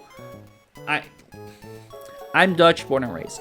I'm not. I am from the Netherlands. Yes.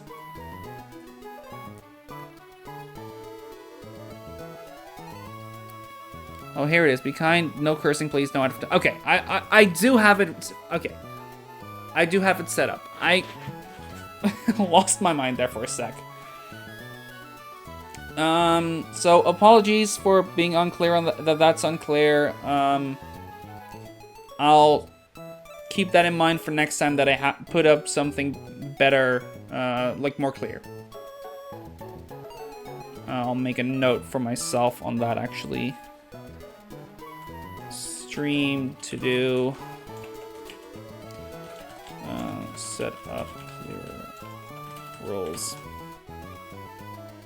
And if we're doing like typing shit anyway, might as well run a new export so we have the team all up and to date.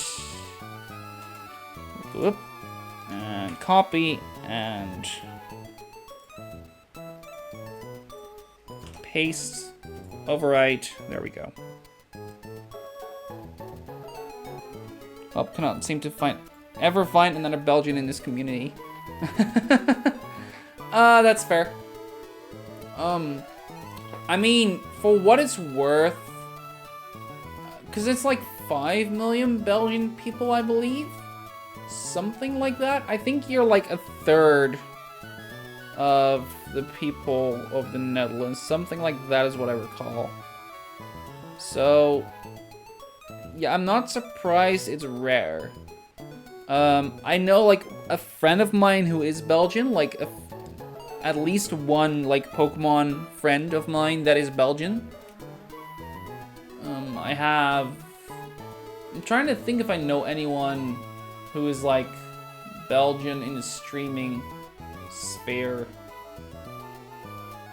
None that I can think of, at least. 11 million people go on. Okay, look, I'm not, like, all that in the know about geography. I'll concede that. I thought it was way lower. I don't know why. 11 million people, that makes more sense.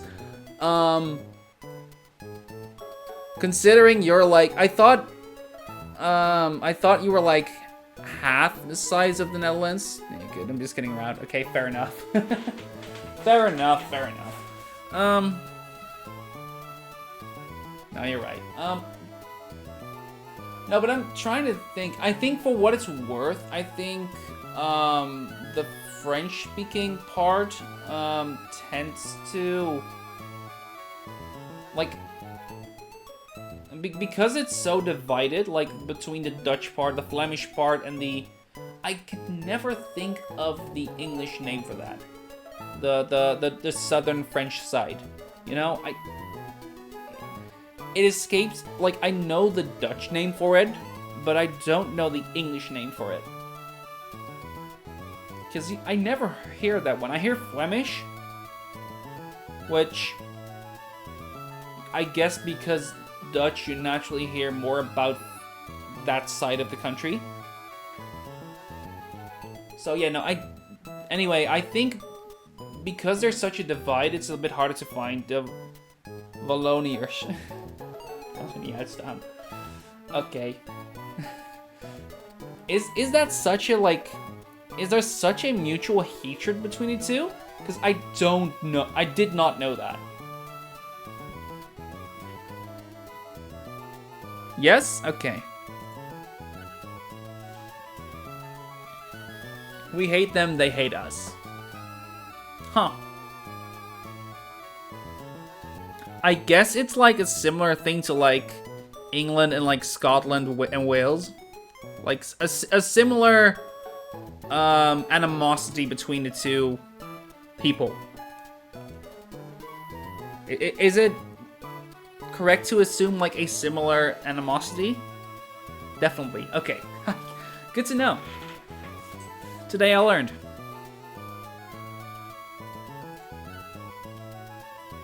Oh, it's interesting. Like you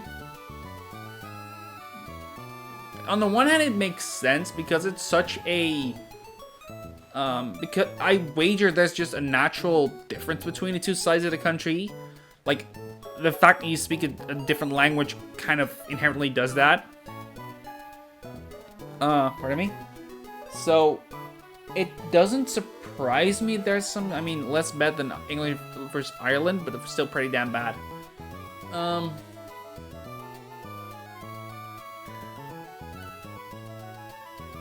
Yeah, no, that one is active hatred. Like, I feel like everything between, like, Scotland and England, like, if you keep it at that comparison, I feel like that's always animosity, but not hatred, you know? It's not quite tongue-in-cheek, but, like, not that serious outside of, like, football and, like, sports. And then, not exclusively, and the UK is the equivalent of a COD lobby, everyone is racist.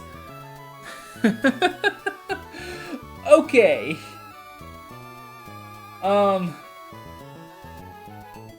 Okay, sure. I have, like, a Scottish friend who's, like, not, as far as I know, not racist. Let's just put it that way. But that sounds like I'm saying I have a black friend, you know? Which, that sounds awkward. You know? It kind of does.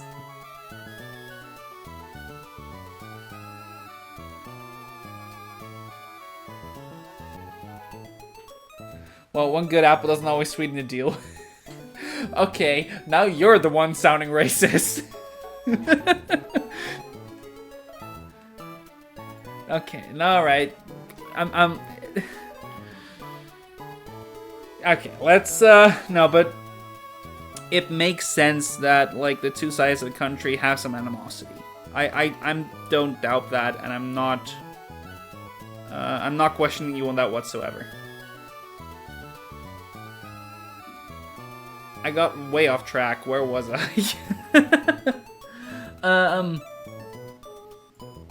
I was looking at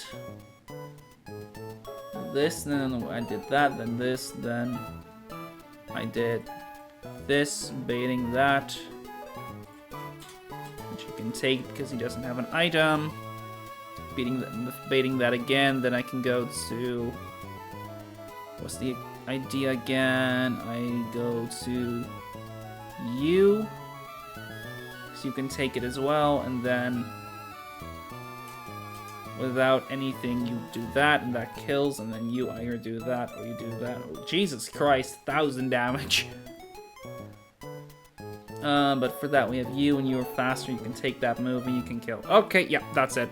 Then we're good to go, and there's no, like, nothing weird I need to do here aside from that one sleep.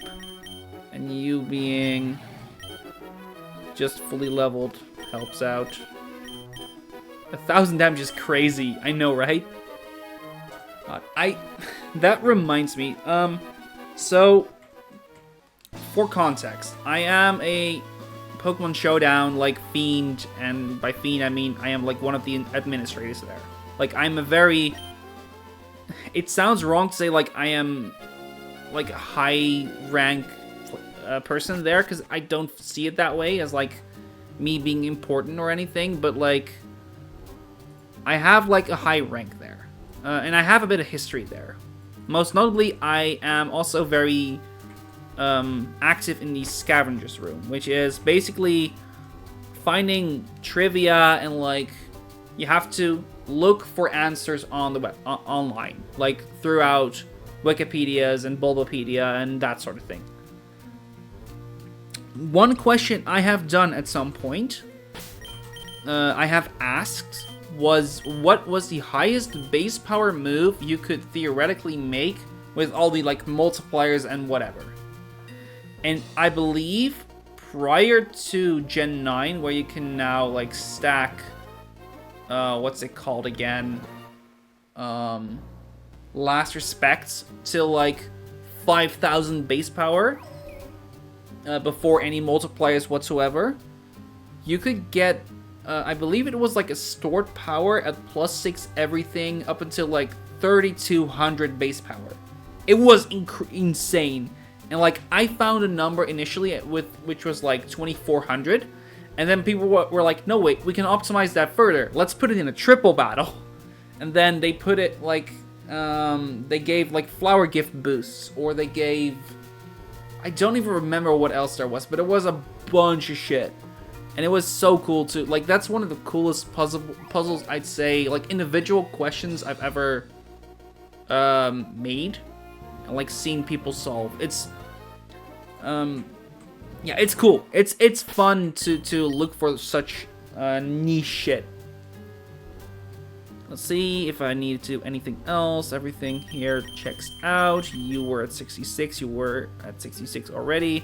71. He's at 73. That's fine. Tord, Cress. We are good to go. Let's get it going. Hey, are you searching Pokemon? You come along after me? You're rude. Rude? I don't even know what that sound was. You're rude. Pokemaniac Mark. Oh, hi, Mark.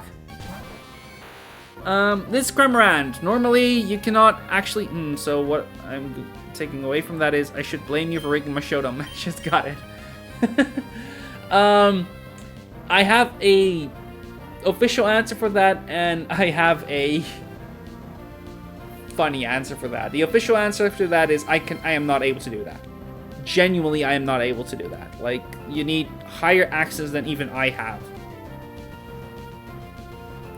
The funny answer is, of course I do. That's a fun part of the job, or the position.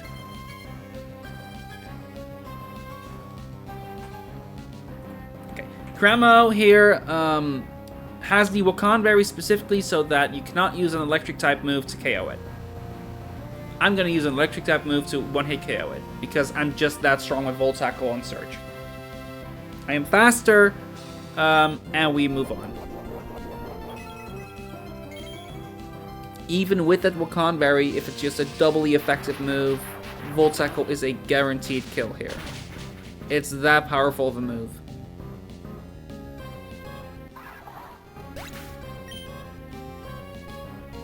And the recoil, I get some experience, yada yada, and this is gonna be Yanmega coming in, because Yanmega sees a fast kill here with Bug Buzz. As you can see, spells don't affect me. Fireball. Yeah, that's apt. Okay, Bug Buzz. Ingo can take a Bug Buzz. And we put Ingo to sleep prior to this fight for a very specific reason. That reason being that Yanmega here has 4 moves: Bug Buzz, Air Slash, Ancient Power, and Hypnosis. If it does not see a kill, then it might go for Hypnosis. By putting Ingo to sleep already, we were guaranteed to not see go for Hypnosis and instead go for Air Slash. And therefore we can switch in Gordy on an Air Slash. This is the type of like preparing and like calculating and what I said before. Because right now we have Gordy specifically at level 66, because that's the minimum level where Excel Rock with a Life Orb is a guaranteed kill on Yanmega. And that's Yanmega down. One of the best things Gordy can do is get rid of Yanmegas. Unironically. Everyone gets some experience, yada yada, and this is gonna be the Hitmonlee coming in. And at 101 HP, Hitmonlee sees a kill with Close Combat, Double Edge, and Knockoff. And because we are speed tied, which would only happen because we are at level 66, we had to be at exactly level 66 for this. Otherwise, the baiting order would have changed. He will never click Fake Out on this turn. Not that it matters too much, because we're going to switch to Cress anyway. This was mostly so that the order of the Mons coming in was actually in my favor. Knockoff here was the highest damaging move into Cress. The other moves would not have affected him. By doing this, he sees a kill with Knockoff. It doesn't quite matter. We're going to go to Faulkner. Faulkner can take that Knockoff and potentially burn it. Even if it doesn't quite matter. Sold. And Acrobatics here is a guaranteed kill. We deliberately kept Faulkner itemless, and like most mons itemless, so that the knockoff could not do too much here. And that is everyone getting some experience again, yada yada. And finally, Rhydon. You want to bait in the Rhydon last for this fight, preferably, because he has Stealth Rock, and Stealth Rock is an annoying ass shit move. Because it makes your pivoting a lot less... you can pivot a lot less, naturally. Ramos is going to come in on either the Head Smash and sees a kill that 1000 damage move into Faulkner, or he's going to Stealth Rock. He clicked Head Smash. He has Rock Head, so that Head Smash will never kill me. We are faster, and Woodhammer is a guaranteed kill here. Bye-bye. And even the recoil that we will take from this Woodhammer will never kill us. Even if that Head Smash dealt maximum damage, which I think it might even have been close to. Ah well. Yeah, this is the difference between the hard fights and the easy fights. The easy fights are just kind of there to fluff up and see if you have the right mons. Okay. I want to see where the next one was. And time to run away. And fly back home. Alright. And we're gonna heal again. I think what I'm gonna do for the rest of this stream is get through the rest of the fights that I have prepared, and then I'll call it a night. There are 2 more fights that I'm content with, and 3 more fights that I could do. There's also some encounters I could get. I'm gonna save those, because I don't know what I want to get. Like, plain and simple, I want to make sure that I'm prepared for what I want to get. Alright, let's see. I need... For the next fight, I need Lana. I need... Roxy. I need Torterra again? Really? I need Ramos again. I forgot about that. And I need... Where are you? Kofu. And that's everyone I need. Faulkner is going to go back in the box. Gordy is going to go back in the box. And we're going to grab everyone's items, i.e. that life orb. And that's it. Actually, let's give everyone the items that they need. We'll give you the Mystic Water. Roxy is going to get a Life Orb. And Kofu doesn't need anything. Ramos needs a Raspberry.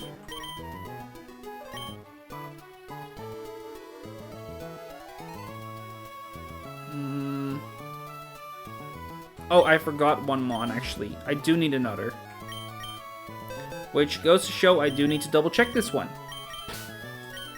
I need Hamilton. The only mon that is not named after a gym leader because it's a trade mon. Let's show off that next fight in the meantime at the bottom there. This one is beaten. This one is the focus. Here we go.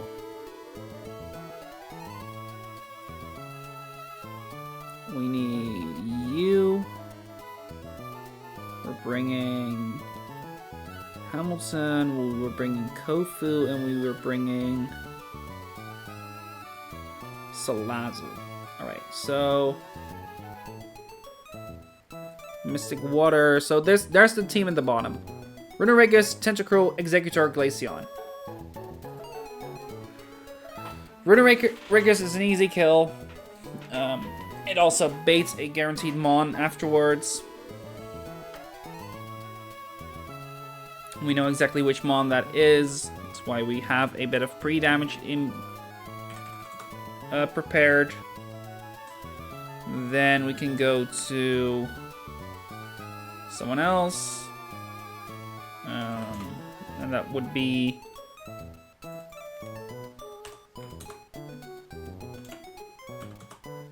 Roxy, and Roxy needs to have a little bit of leveling done. I will do that in a little bit. I see Tentacruel coming in. I can do a pivot there.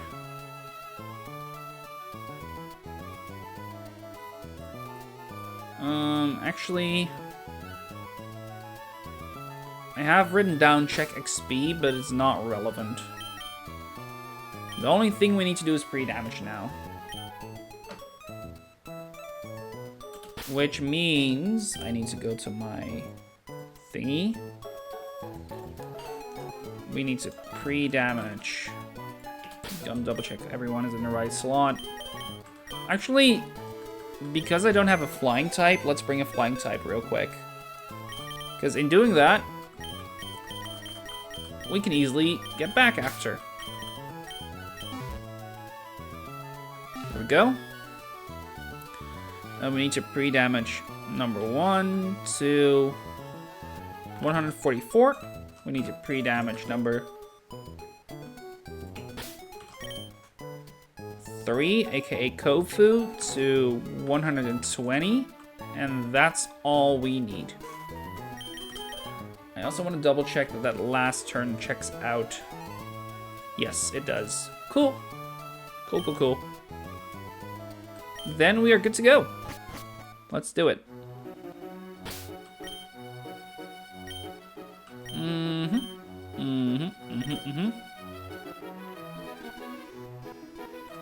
And let's bike back to Mount Pyre once more. And into the water. And we're back. To the top. Or rather, to the 3rd floor. There's the next fight. Lana. I want to double check that Lana doesn't like level soon.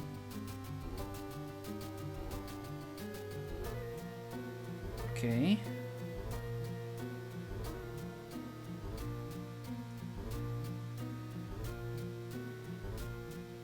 Darn. I was hoping to see something.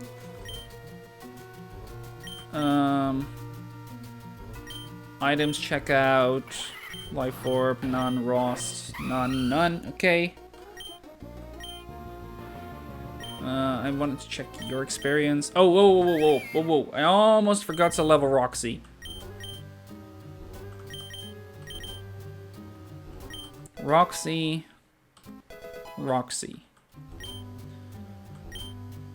And once again, I want to double check Lana's experience so he doesn't level mid-fight. Because I've seen that happen, and I've seen it almost screw up a fight. And I want to make sure it doesn't happen to me, but it won't happen to me because I checked. Everyone is at the right HP, everyone's at the right level, everyone is ready to go. Let's finish this off.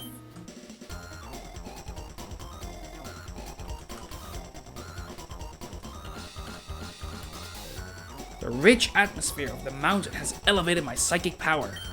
A mere child like you, dream of winning?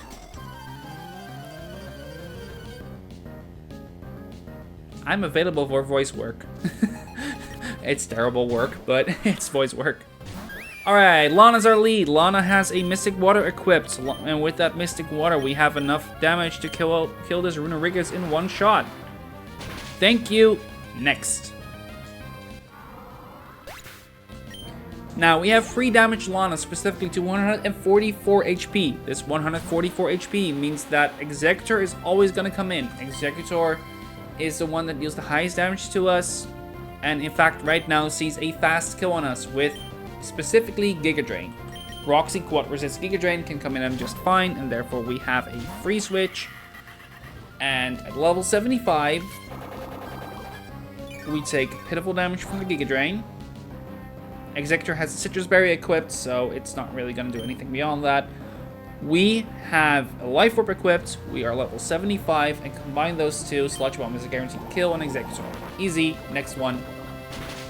So far, so good. Now, at level 75, Roxy should bait in the Tentacruel. Okay, I'm right. Tentacruel here sees a slow kill with Scald and Scald only. Kofu can take that Scald and emergency exit out. It should always take at minimum the amount enough damage to put itself below. Excuse me? That is below 50%. What are you doing? That should not have happened.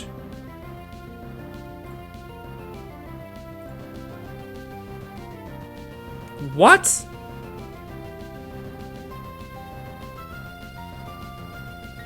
What?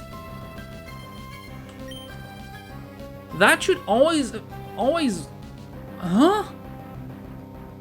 It's maybe 50% rounded down, so it's on 50%. It needed to be knocked below 50%. That's the exact description of emergency exit.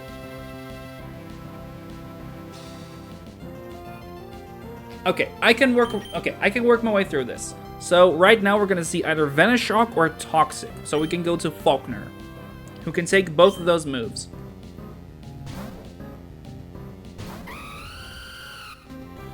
And with Venoshock, it's fine.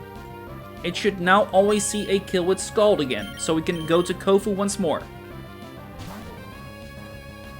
And we should have steered back into we're good territory.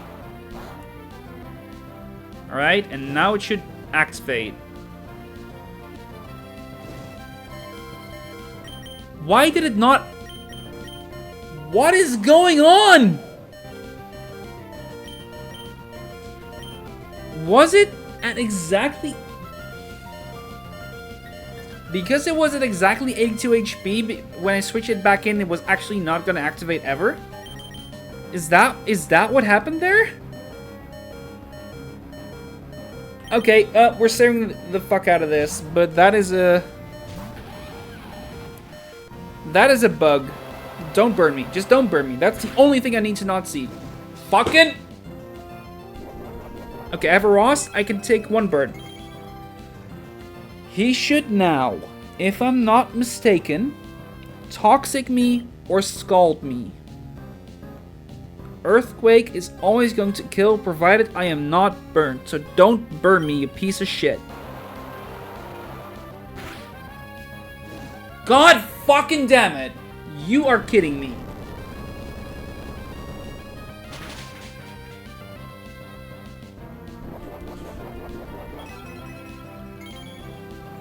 I feel like I've been claused. Like, okay, I need to look at the bug list. Because I don't feel whatsoever that this should have been something I could have known. I need to look at the bug list, because if this is something I should have known, then I am fucked. If not... no, that's a bug list. Run and bugs. That's 3 burns back to back to back. Yup. Running bugs. Emergency exit. Can trigger multiple times per fight. Future Sight does not activate emergency exit. This one is not in the bug list. Could you please, actually I can do it myself, right?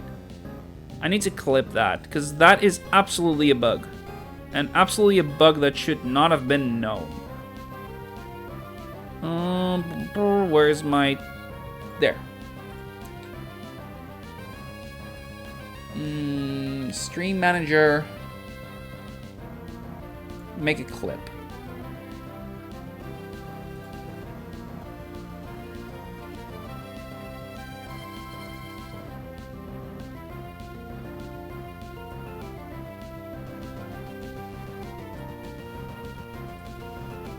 Am I too late? Please don't tell me I'm too late.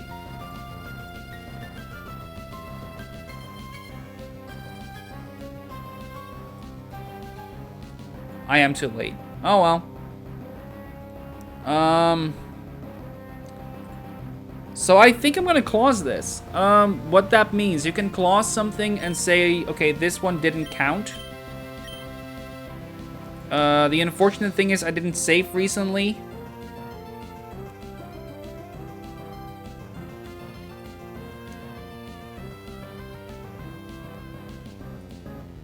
But this is weird. This is definitely something that I have never seen happen. Because by all, for all intents and purposes, it was knocked down below 50% on that first hit, right? Because it was 165 max HP, 82, it was the HP it was actually at. That's below 50%. So it should have triggered there. It didn't. And then upon coming back in, it didn't activate again. Somehow. It should have, to me, it should have activated on either of those turns, right? Am I wrong for thinking that? Yeah, no, that's news to me as well. I have no clue why it didn't activate. Thank you.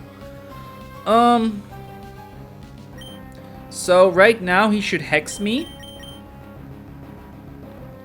I think I can still steer out of this. Actually, I think I can still steer out of this completely deathless.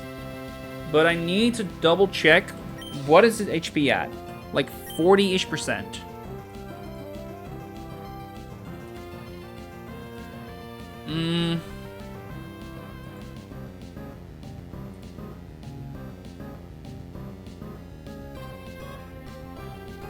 Salazzle at 75 does outspeed Tentacruel.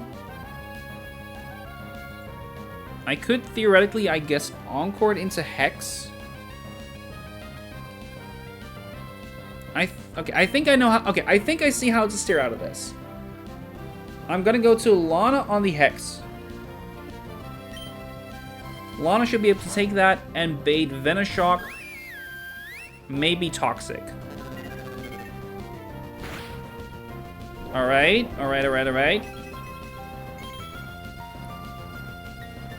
Then I should be able to go to Roxy on what is bound to be Venoshock or Toxic.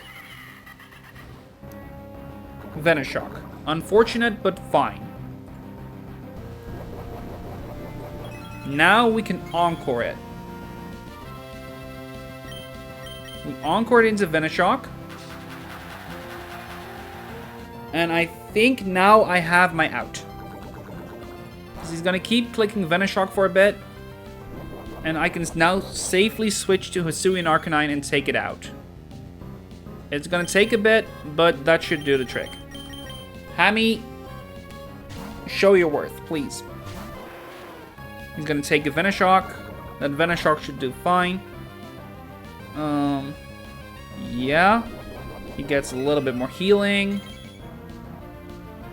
We need to carefully look at the damage from here. Rock Slide is going to do a fair bit. Rock Slide. Okay, that is below. Ooh. Okay, give me the ruler. Where's the? I have my ruler. That is distinctly below 30%, right? Yeah, no, that's easily below 30%. That means he's now in range of an Extreme Speed. And I can Extreme Speed and take the kill. Okay. In theory, I could have claused this and say, okay, I can redo this fight because there was a bug that was game break. Like, that was unknown. That was fully unknown. Thankfully, I didn't need to, because I just kind of managed to get out of it safely. And finally, Flare Blitz kills. Okay.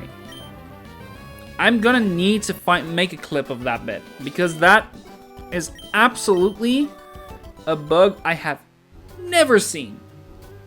Like, and I've consumed a fair bit of content. Spell Tag, the final type boosting item. That's the word I was looking for. Here we go. Oh, I wager the gap there was probably when I could jump down. Okay. And with that weird little fight out of the way,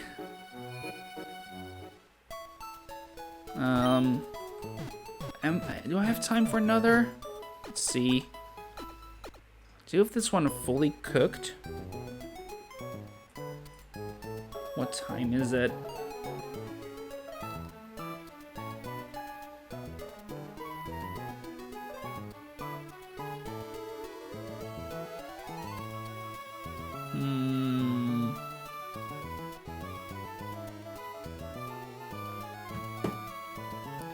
You know what? Sure. I'll probably stay awake for another bit anyway, so I'm fine doing another. Let's see, what do I need for this one? Thankfully, no weird shenanigans with Roxy, or with Kofu. So, you can just put him back.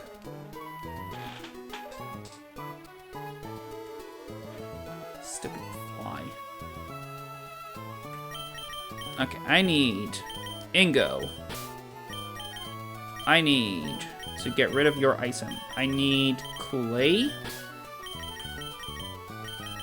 I need Faulkner. And I need Lana. And I only need 5 mons. I am bringing a flyer who would be a good mon for the final bit as like a backup. Ooh, Crocodile, my goat. Crocodile here is gonna take 1 kill for sure. So I'll give you that bit. I think the one mon that could pose trouble, I wager Janine is probably the best bring for. Even at the reduced level. Then we need to level some mons. We need to bring Clay up to 76. Need a flyer? Easy. Torkoal. You just throw him like a frisbee and jump on. I'll remember that for next time. I'll definitely remember that for next time. Because that's a good shout. I love it. Okay. We need a Chesto Berry on Clay. We need an Aguav Berry. I said Aguav, but I have enough. Mostly, the most I have is Wikis.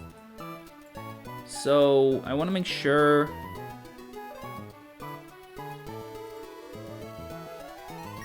Wiki Berry on you.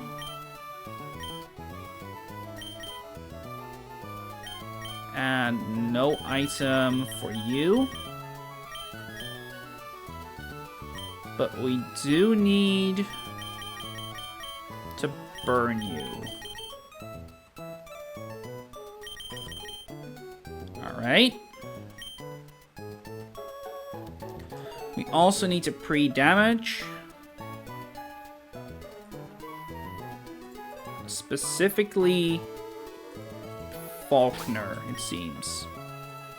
Pre-damage 3 to 98 HP is what I have written down. Right, well, I got a dip. Been fun. We'll check you out another time. Have a good night, mate. You have a good night as well. Thank you for joining. I appreciate it, and see you around.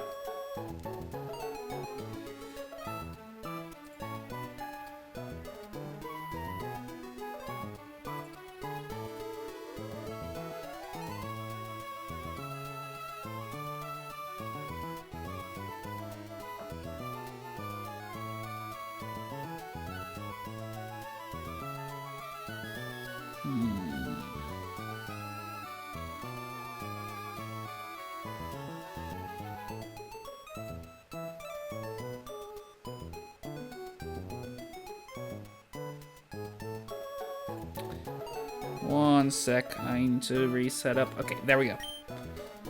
So, this is the team. That is ready, that is ready, that is ready. I think I had Ingo at 74 in part because I expected it to be at 74. Though I didn't bring it nearly as much as I thought.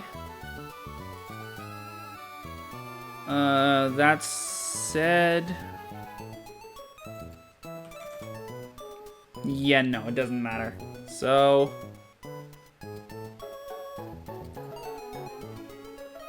I explicitly do not need to put him at 76, I suppose, but that's not relevant here. Then that happens, and I had him specifically leveled for that. Yeah, no, I trust this one to be good. There's also not going to be any weird bugs here. At least. And time to bike back. Traveling back to where you were, the most fun part of any game.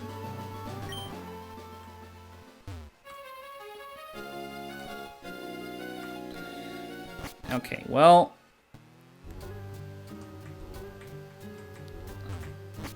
What was the next fight? We've done you three, we have done you... Actually, before I forget, I should probably...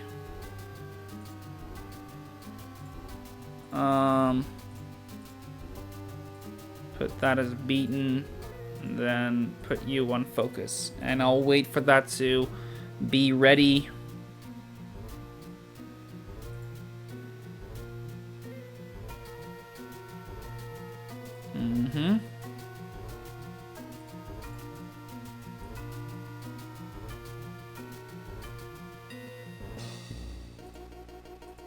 See, and it's still not there. Come on. Stop being so slow. You can do it. Let's do another update. So, right now my wife is playing a volleyball match. Playing a cup match that's a quarterfinals. So I'm also occasionally looking like, oh hey, has the results been posted yet? Have the results been posted yet? And so far the answer is no. Maybe the answer will be yes usually matches don't take this long. So either it's been a tight match, or it's just not being updated, or it's delayed, or whatever. See if I can actually access more. Is it there? Oh, it's there. Then...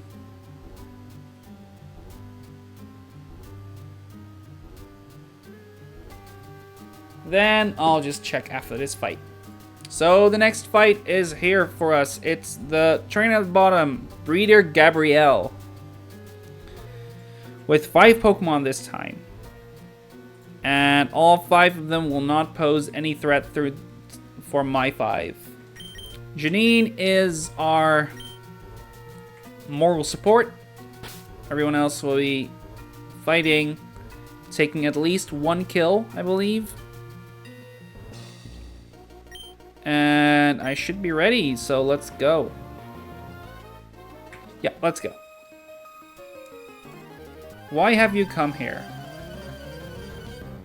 I think I forgot to equip items. I genuinely believe I forgot to equip items.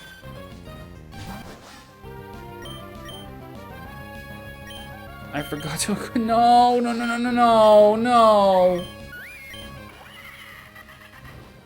Okay, it's only on Sneasler, but still.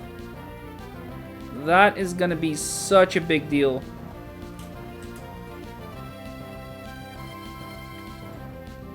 Okay, Fake out.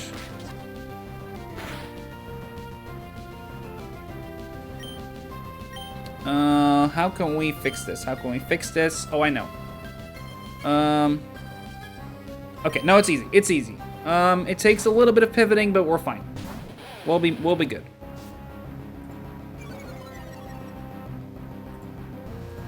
So Clay takes Psychic because Clefable saw a kill with Psychic. It should now see a kill with Moonblast, I believe. I hope. It sees one most of the time. It doesn't see one. So... Oh, dear God. Okay, just use Moonblast, please. Crap! No, no, no, no, no, no, no, no, no, no, please. Okay, fake out. 2 fake outs and a poison jab should kill this. Guaranteed. This is what I get for not double checking. I always double check. This is the first time I didn't. Annoyingly. This should be the Raichu coming in. The Raichu here is going to click Psychic as well. Clay can once again come in on the Psychic. And from here, he's always going to Grass Knot me, or he might click Sing on me. It doesn't really matter which of the two. We are going to click Earthquake. Pardon me. And Earthquake kills it. And of course it crits. That crit is so bad.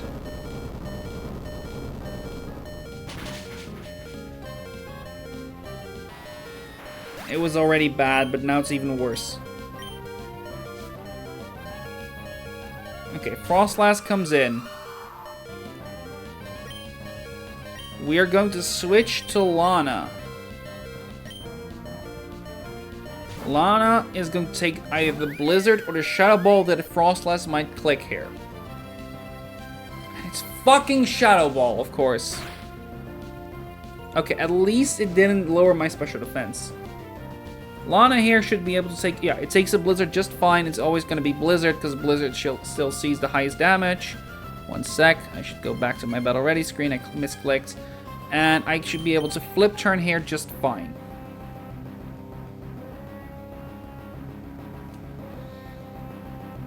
Because of the Stealth Rocks, I don't know if I should be doing that though. Is Ingo faster? Ingo is not faster.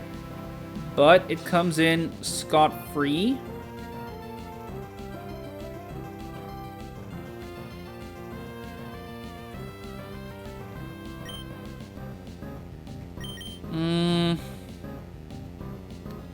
I'm gonna try and stick to what I have as best as I can. Blizzard, miss. Okay.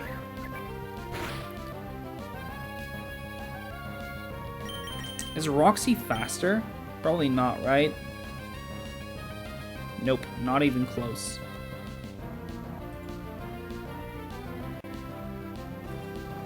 And Roxy cannot take anything here. Thanks to Stealth Rock. Faulkner is just dead if I switch it in, so I need to go to Ingo, and I need to completely derail my plan. Okay, we're just gonna knock off. And he... Okay. I guess never punished so far? I think this is gonna be... I think from here I can just kind of sweep, actually. This should be Breloom coming in, because Breloom is not guaranteed dead in one shot. And he is going to click Bullet Seed, I believe.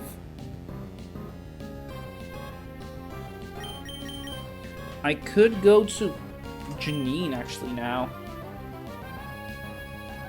Holy shit, Janine might actually do something here.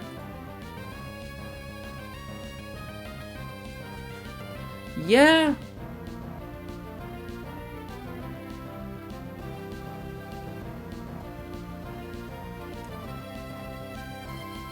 Oh, that means Ingo comes in on a Force Palm, though. Is that fine?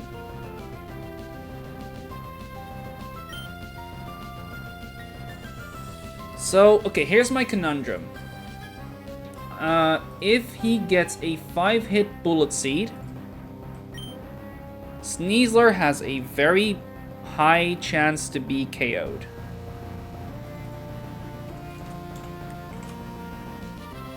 And if even one of those crits, he is just KO'd.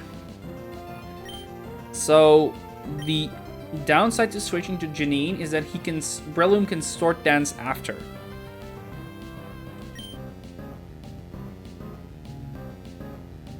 I will switch to Janine. I think I know how to do this. Bullet Seed. Bullet Seed will do pitiful damage to me, even with 5 hits. 2 hits. Okay, easy. So this is going to be either Sword Dance or Force Palm.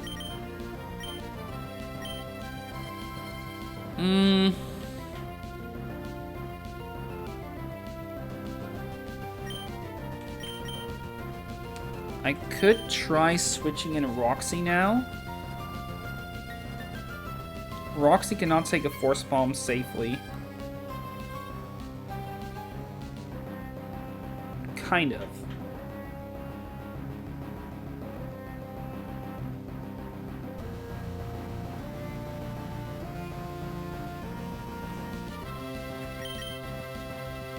Because I cannot have Ingo switch in on Force Palm and be paralyzed. That's kind of what I want to try and avoid.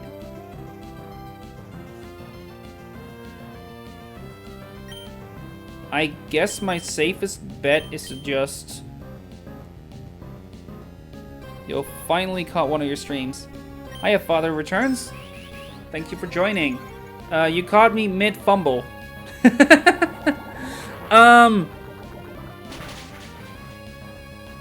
Poison it? Nope. Okay. At 173. This is always going to be a Force Palm.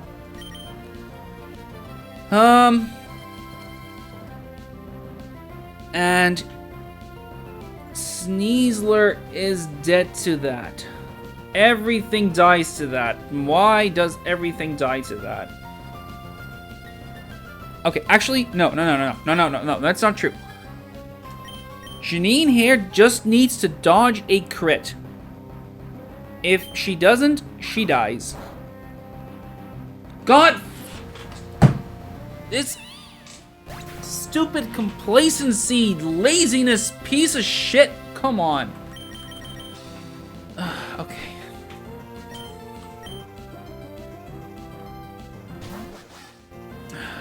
Come on. Why does this happen? Alright, fake out kills. Right? Please tell me that I'm right. Janine didn't have that dog in her. It's okay. Janine didn't need to die is the thing. I forgot to equip an item, and the result is a death. That is the amount of complacency you cannot afford to have here. Okay, at +2, Mach Punch. Holy shit, Mach Punch does not kill here. Not ever. Mach Punch is never a kill, so we are safe to click Poison Jab. Okay. I thought this was a wipe for a second. Oh my god. Okay, okay.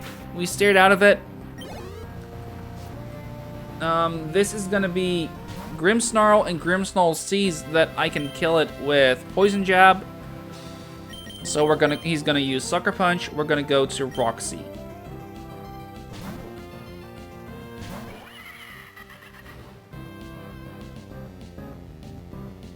Sucker, alright. Now he's going to either bulk up, I believe, or sucker again. I don't quite know. In any case, I'm gonna encore. Okay, he suckers again, and I can encore it.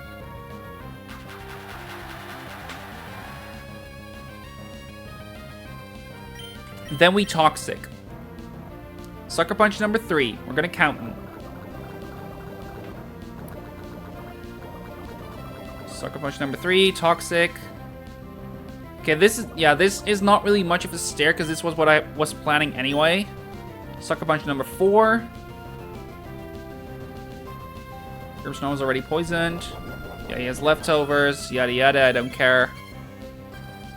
Toxic tick number 2. Encore ended, so we're gonna encore it once more. He bulks up. He can do that? Apparently he can do that.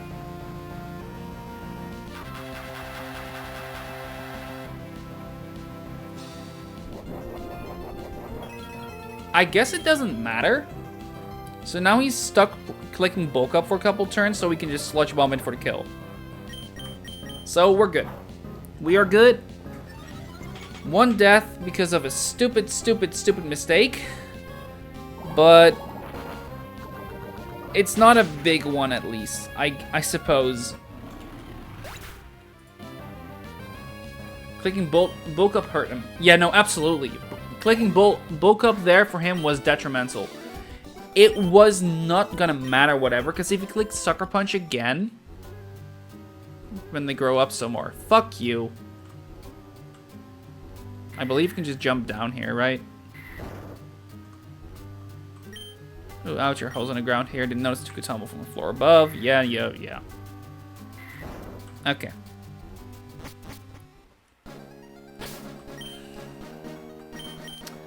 Why does this happen so many times?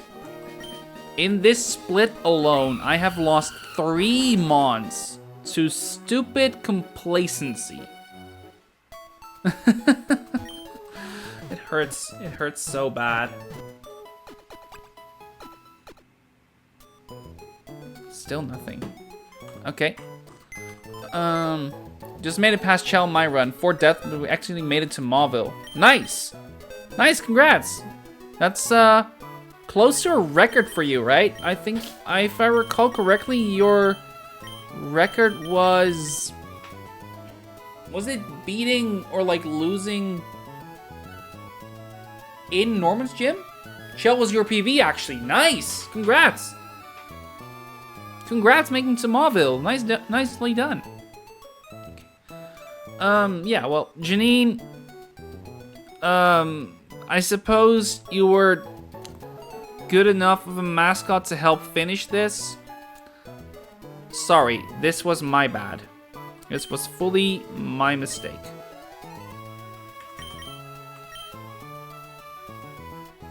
I should have brought Delmise. I guess. Or Turtonator. I've never played Run and Button before. I think my brain would just die if I tried. It's certainly a game. It's certainly hard. I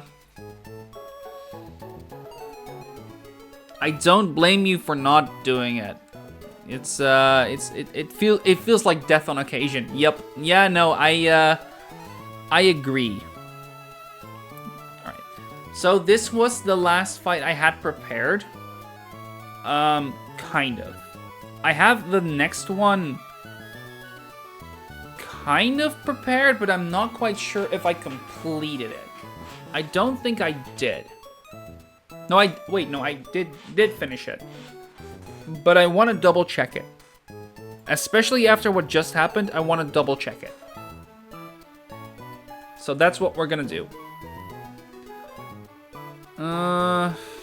You're gonna go to the trash, and I need to delete that.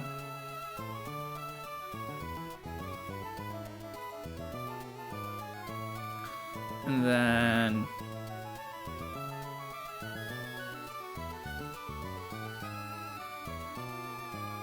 apparently deletion is not working. Whatever. So for this fight, we have in mind... Oh, you have the wrong one. What's this tool you're using here? Have you never seen this one?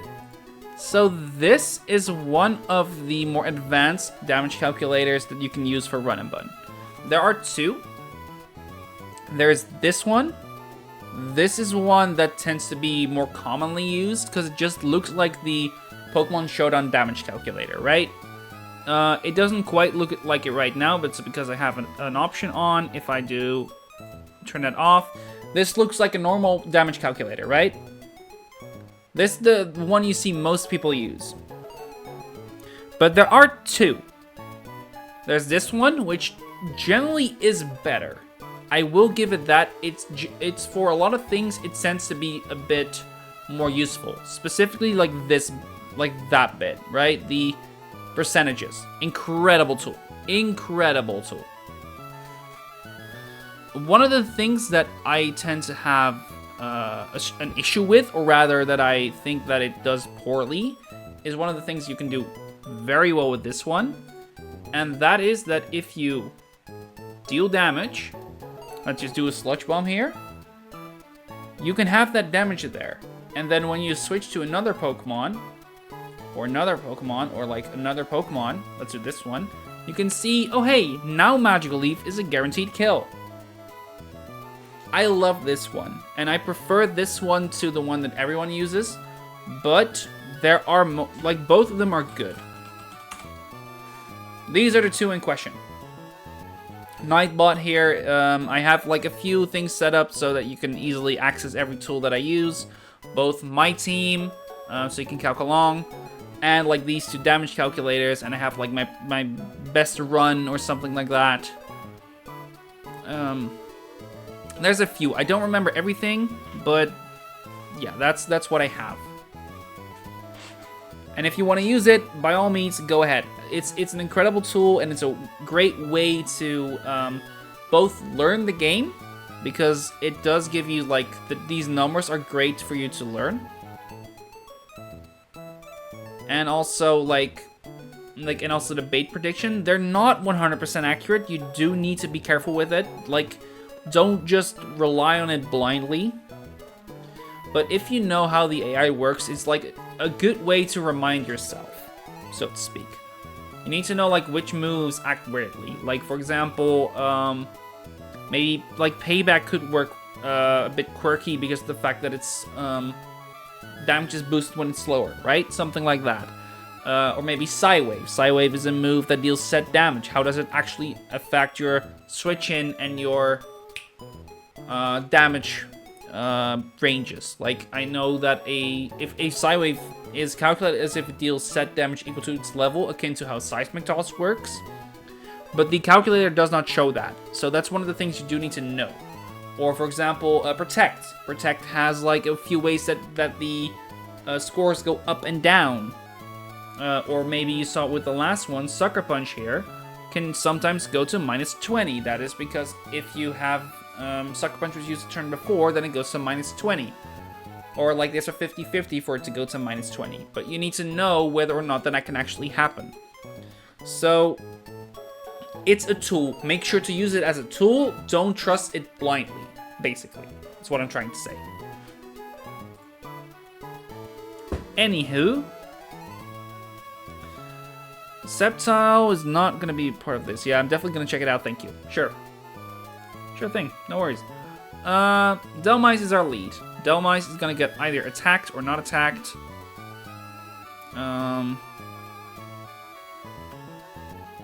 We Rapids, and we might see hazards. There's like a, if I'm not mistaken, there's like a 97.5% chance, and probably even higher here, probably like a 98 or something chance, or like a 90. What is that number again? I think it might even just be a 99% chance for it to click a hazard on the first turn. We will be leading Dhelmise, who has Rapid Spin and Grassy Glide, and will never be dead to even a crit Power Gem.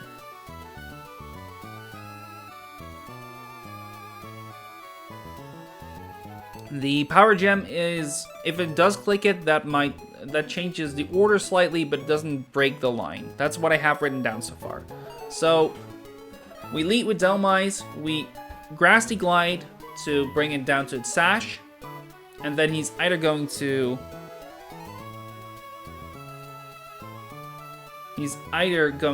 Power Gem me, or he's going to set up a hazard. If he sets up a hazard, we Rapid Spin it while he uses either Power Gem again or another hazard. Because he's faster, both the hazards clear, and there's never going to be any hazards whatsoever. If he did use Power Gem, we can switch a turn after, because he will always see a kill with Power Gem. Then we switch to Raichu, who can take that and kill it with Fake Out. That's the start. That's the two lines that we go down. Depending on which one of the lines we go down, either Spiritomb comes in or Muck comes in. Let's go down the line of Dhelmise is in against Muck. That means he's gonna either Poison Jab me or Payback me. For that, we go to Crocodile, and we can KO it if we give it a soft sand with high horsepower or earthquake. So far, so good. That will bait in Carnivine, seeing a fast kill with Leaf Storm or Power Whip. We're going to use Altaria, who can pivot in on Leaf Storm Power Whip. Bait Knockoff. We have a Mega Altaria in mind, so Knockoff is not going to do much damage to us. He might also Infestation. We don't know, we don't really care. We then pivot to Hisuian Arcanine. And Flare Blitz kills. Because the Grass Gem is consumed, Power Whip and Leaf Storm are no longer in the a move that he might click. That's not exactly true, though. It's possible that Power Whip misses. If that happens, what do I do? I think I just stall a turn with Altaria. Maybe even Mega Evolve, so that he's guaranteed to use his gem again, and then Roost for a turn.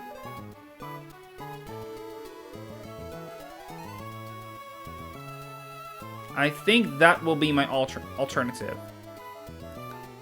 But most of the time that should be fine, and once it's guaranteed to be Knockoff again, we can go to Hisuian Arcanine and KO with Flare Blitz.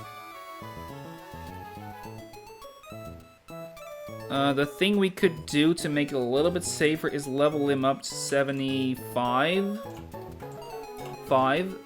Because then, after the gem is consumed, and assuming I actually Mega'd already, which is possible, I think that's going to be a full-on, like, freewheel. We guarantee that it's either Power Whip or Knockoff. We've roosted a few times, and then we can go to Hisuian Arcanine on either Knockoff, Infestation, or Power Whip. And with the Grass Gem consumed, Power Whip never sees a kill. Flare Blitz is going to take the kill. But then he might Pursuit me with Spiritomb. Right.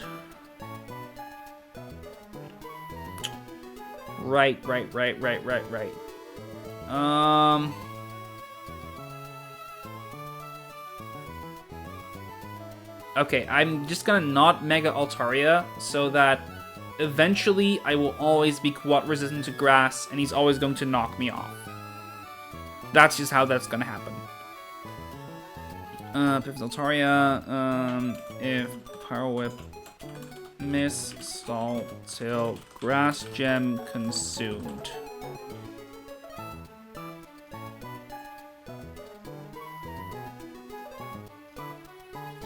Then we pivot to Hisuian Arcanine and we KO with Flare Blitz. And then again the Dusclops comes in most likely unless we already took out the Spiritomb. We didn't yet, so we'll use for that. What did we have in mind again? We have Primarina for that, who with the Pixie Plate, Moonblast always kills, and it's a fast kill. And against Hisuian Arcanine, because we show a fast 2-shot with Flare Blitz and Head Smash, he's always going to use Dark Pulse. He's always going to use Dark Pulse there. Maybe Pursuit, but no, not Pursuit.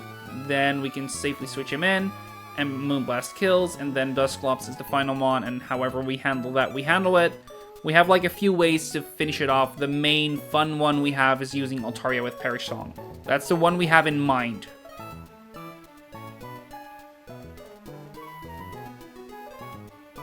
And if it's like the alternate line where I do see Spiritomb come in first, then it's just gonna be like Prim comes in earlier to take out the Spiritomb, and then Mugalola comes in, sees a fast kill with Poison Jab. Yeah, with Poison Jab. And we pivot out into Krook on guaranteed Poison Jab, and we're still good. Like, that order doesn't quite matter. It just means that we skip a Spiritomb step with Hisui and Arcanine, meaning he will most likely come in. Dusclops will most likely click either Power Punch or Shadow Punch. Altaria can probably still handle it. Can Mega, restore its HP with Roost, Perish Song with Stall, get burned, and we don't care because we have Facade if need be, like to do some damage.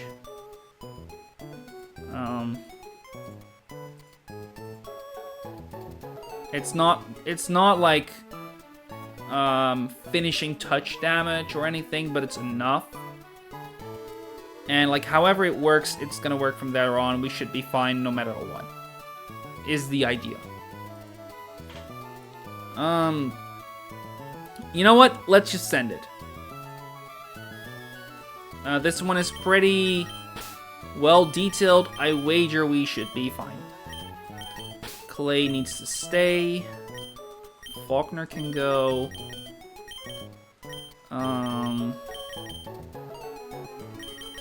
We need Winona again. Roxy can go.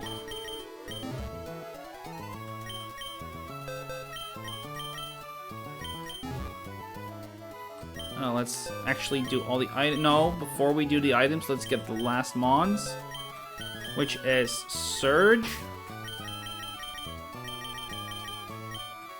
And we will bring Alistair.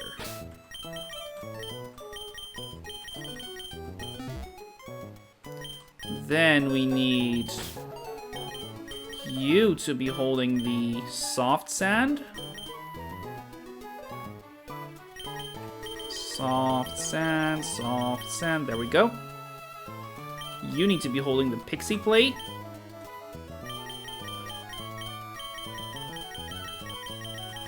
Pixie Plate, there we go.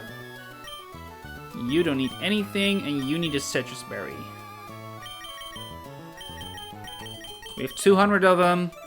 We can be pretty frivolous with them. Don't need them to have too many. Alright.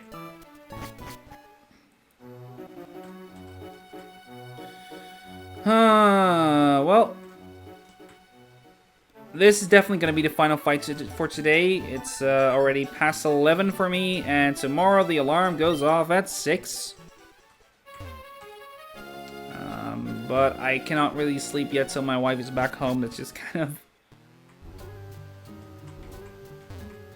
yeah, how I feel about that. I don't really know how to say it beyond that. Okay. Not you. Let's see if we didn't need any sort of pre-damage. We do not need any sort of levels, supposedly. But knowing myself, I do want the levels on Winona. Just to be safe. Did I need any levels on Surge, actually? I need to double check that. No, I do not.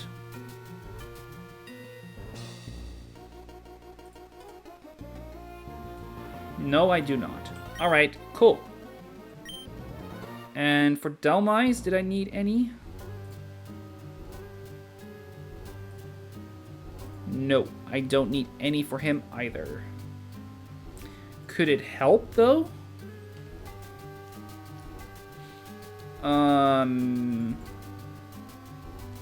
Maybe. Maybe a tiny bit.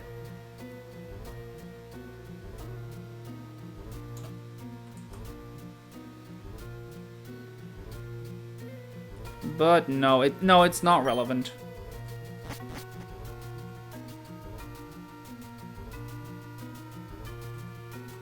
Okay, double checking that we have everyone ready.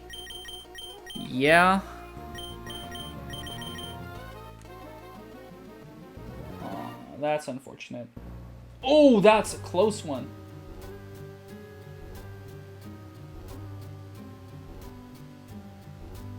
Aw, unfortunate. Oh, that sucks. So my wife, like I was saying a little bit before, my wife had a volleyball cup match, and she barely lost. She lost 3-2, and that's in sets, but she was very close to winning the first set, it seems. So all in all, close, but no cigar. Alright, well, we are as ready as we can be, I guess. Alistair's our lead, Surge, Clay, Hamilton, Winona, Lana. Double checking the items. Pixie Plate, Altarianite, nothing. Soft Sand, Citrus, nothing. That checks out.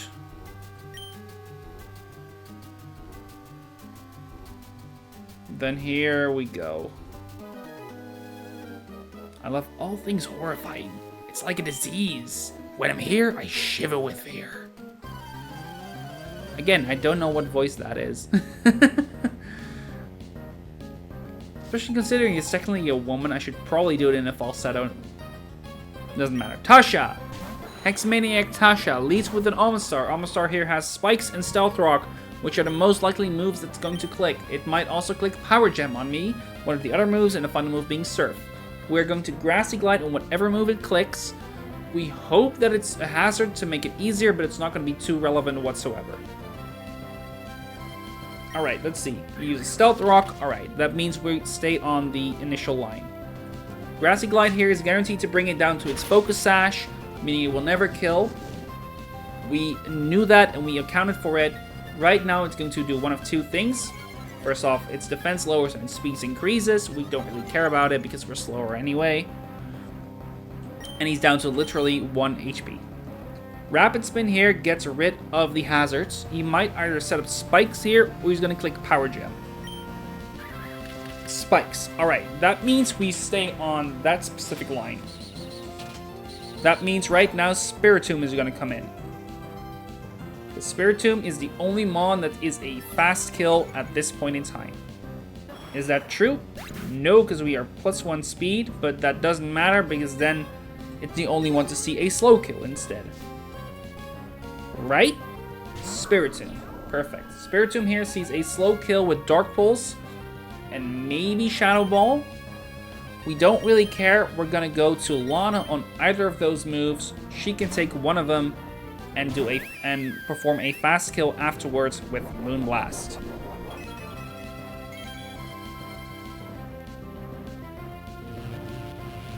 Dark Pulse with the Dark Gem boost. It's not that much. We resist it. It's actually lower than if it clicked Shadow Ball. Moonblast here kills. Fast kill, easy, next. 2 down, 3 to go. The next one is going to be the Alolan Muck. We level up. Congratulations, we don't really care. Muck. There we go. Muck here is going to click Poison Jab every single time. That is a guaranteed kill on me, and it's the only move to guaranteed kill me. We are slower, therefore we can safely go to Clay. The fact that we're slower had little to do with it, but yeah. We intimidate it, doesn't really matter. And here is the Poison Jab. It might poison us, we don't really care. Clay only needs to do one thing, and that is take out this Muck with its Earthquake. With the Soft Sand equipped at level 76, it was a guaranteed kill. And we are good so far. This will bait in, next up, the Carnivine. Carnivine actually sees a slow kill on us while we cannot kill it. He's going to use either Power Whip or Leaf Storm. Winona quad resists both of those moves. We wanted to hit us. We wanted to see... Okay, Leaf Storm, that makes it easier. Leaf Storm is a guaranteed hit, whereas Power Whip has a small chance to miss. Alright, we take the damage. And now he's guaranteed to knock off. With the gem consumed. Yeah, knockoff is always the highest. Okay, it's not guaranteed to knock off. It could Infestation instead. Both of those Hamilton can take just fine. And Hamilton here, Infestation. Okay, that is slightly less damage, which is good. Even if it's the damage over time here. Hamilton is faster, and Flare Blitz is a guaranteed kill. Easy. We move on to the next. Carnivine down, and finally we will see that Dusclops is coming in. So the idea here is to use Perish Song. And I'm gonna stick to that plan. I have a bunch of other things I could probably do, but I think this is the most fun way and probably the safest. It's gonna either be Shadow Punch or Power Punch. Shadow Punch hurts a little more. Power Punch is a little scarier though. We're gonna Mega, and we are going to use Perish Song. At this point in time, we might see Will-O-Wisp, we might see Power Punch, and we might see Shadow Punch. Power Punch is seen as a boosting move, so it might click that for that reason. Shadow Punch is the highest damaging move, and Will-O-Wisp because he can burn me. And he sees that I have a physical move. He does not see that it's actually Facade, though, so yeah. We're gonna Roost, stall a bit, take some turns. He's gonna Will-O-Wisp me. Okay, that's fine.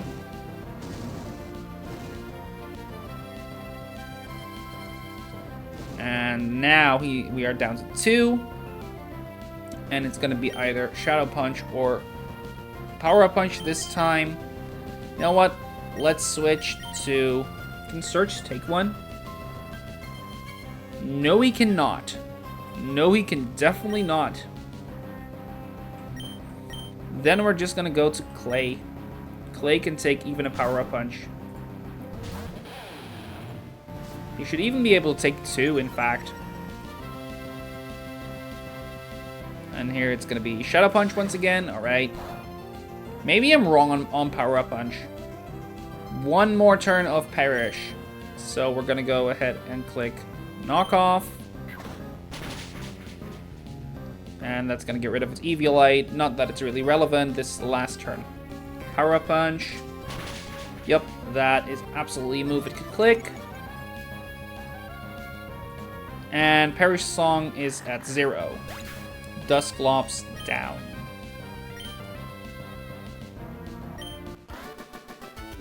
Tasha has been defeated, losing I dislike. Same. Alright, let's look at the top here. There's the next fight. It's a black belts, and should be able to jump down, right? Please. Yeah, okay, we're good. Let's just jump down. Jump down. And up we are. Time to fly back.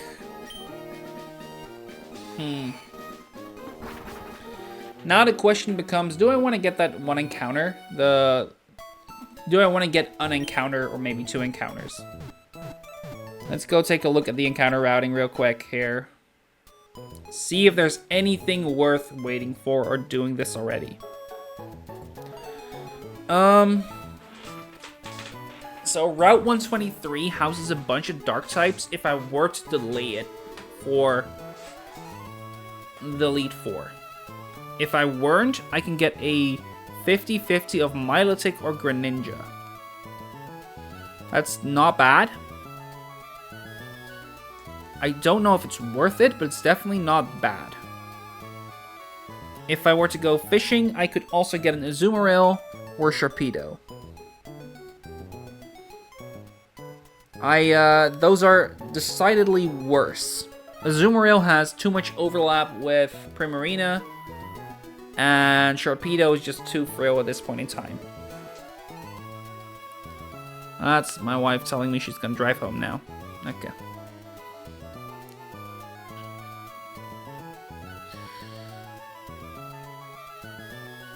That's Route 123. I think I will delay it. I will delay it and see if there's any reason to grab it at a later time.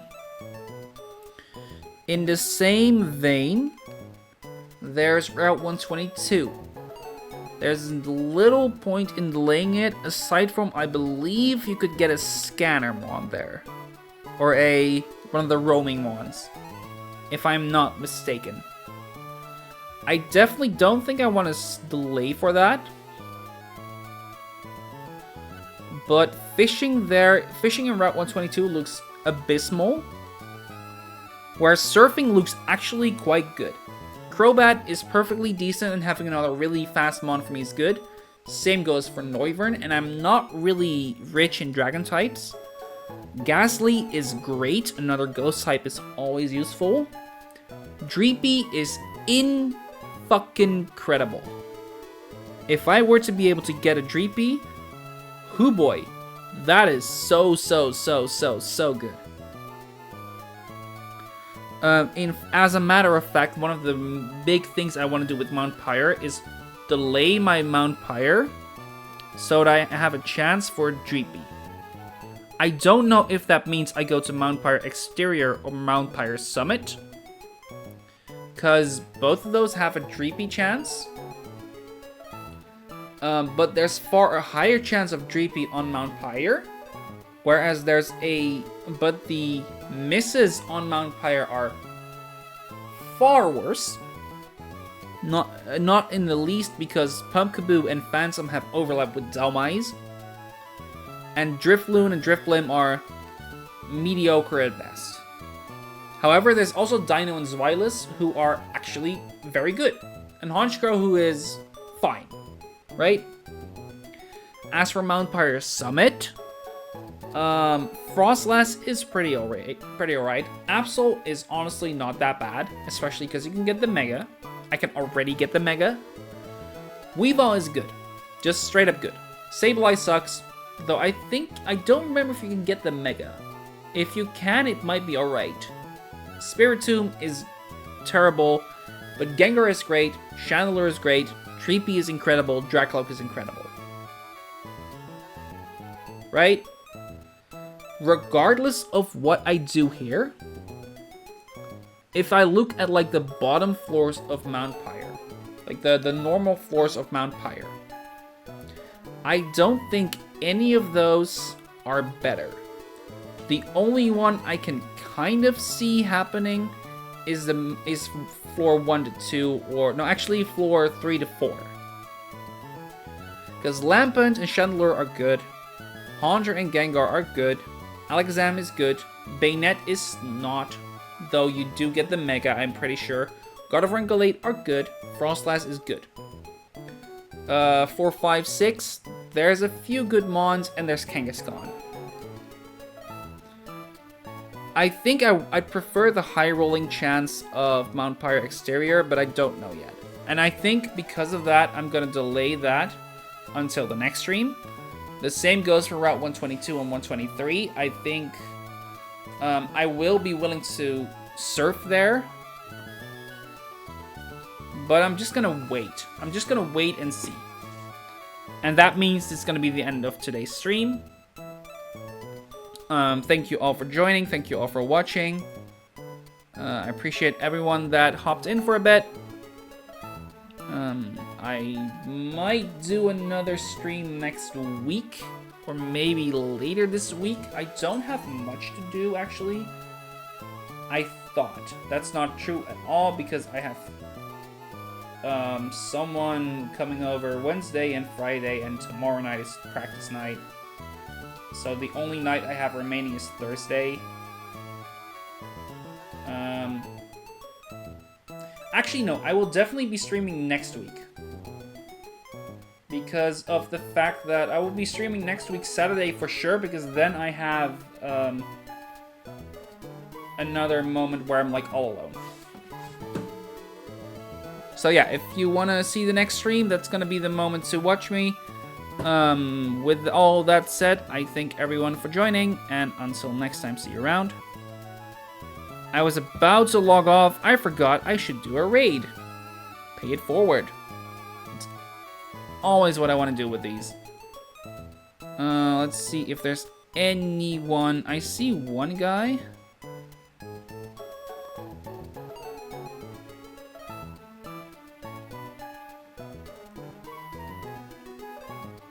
Yeah, sure. I'll bring you guys over to this guy. See?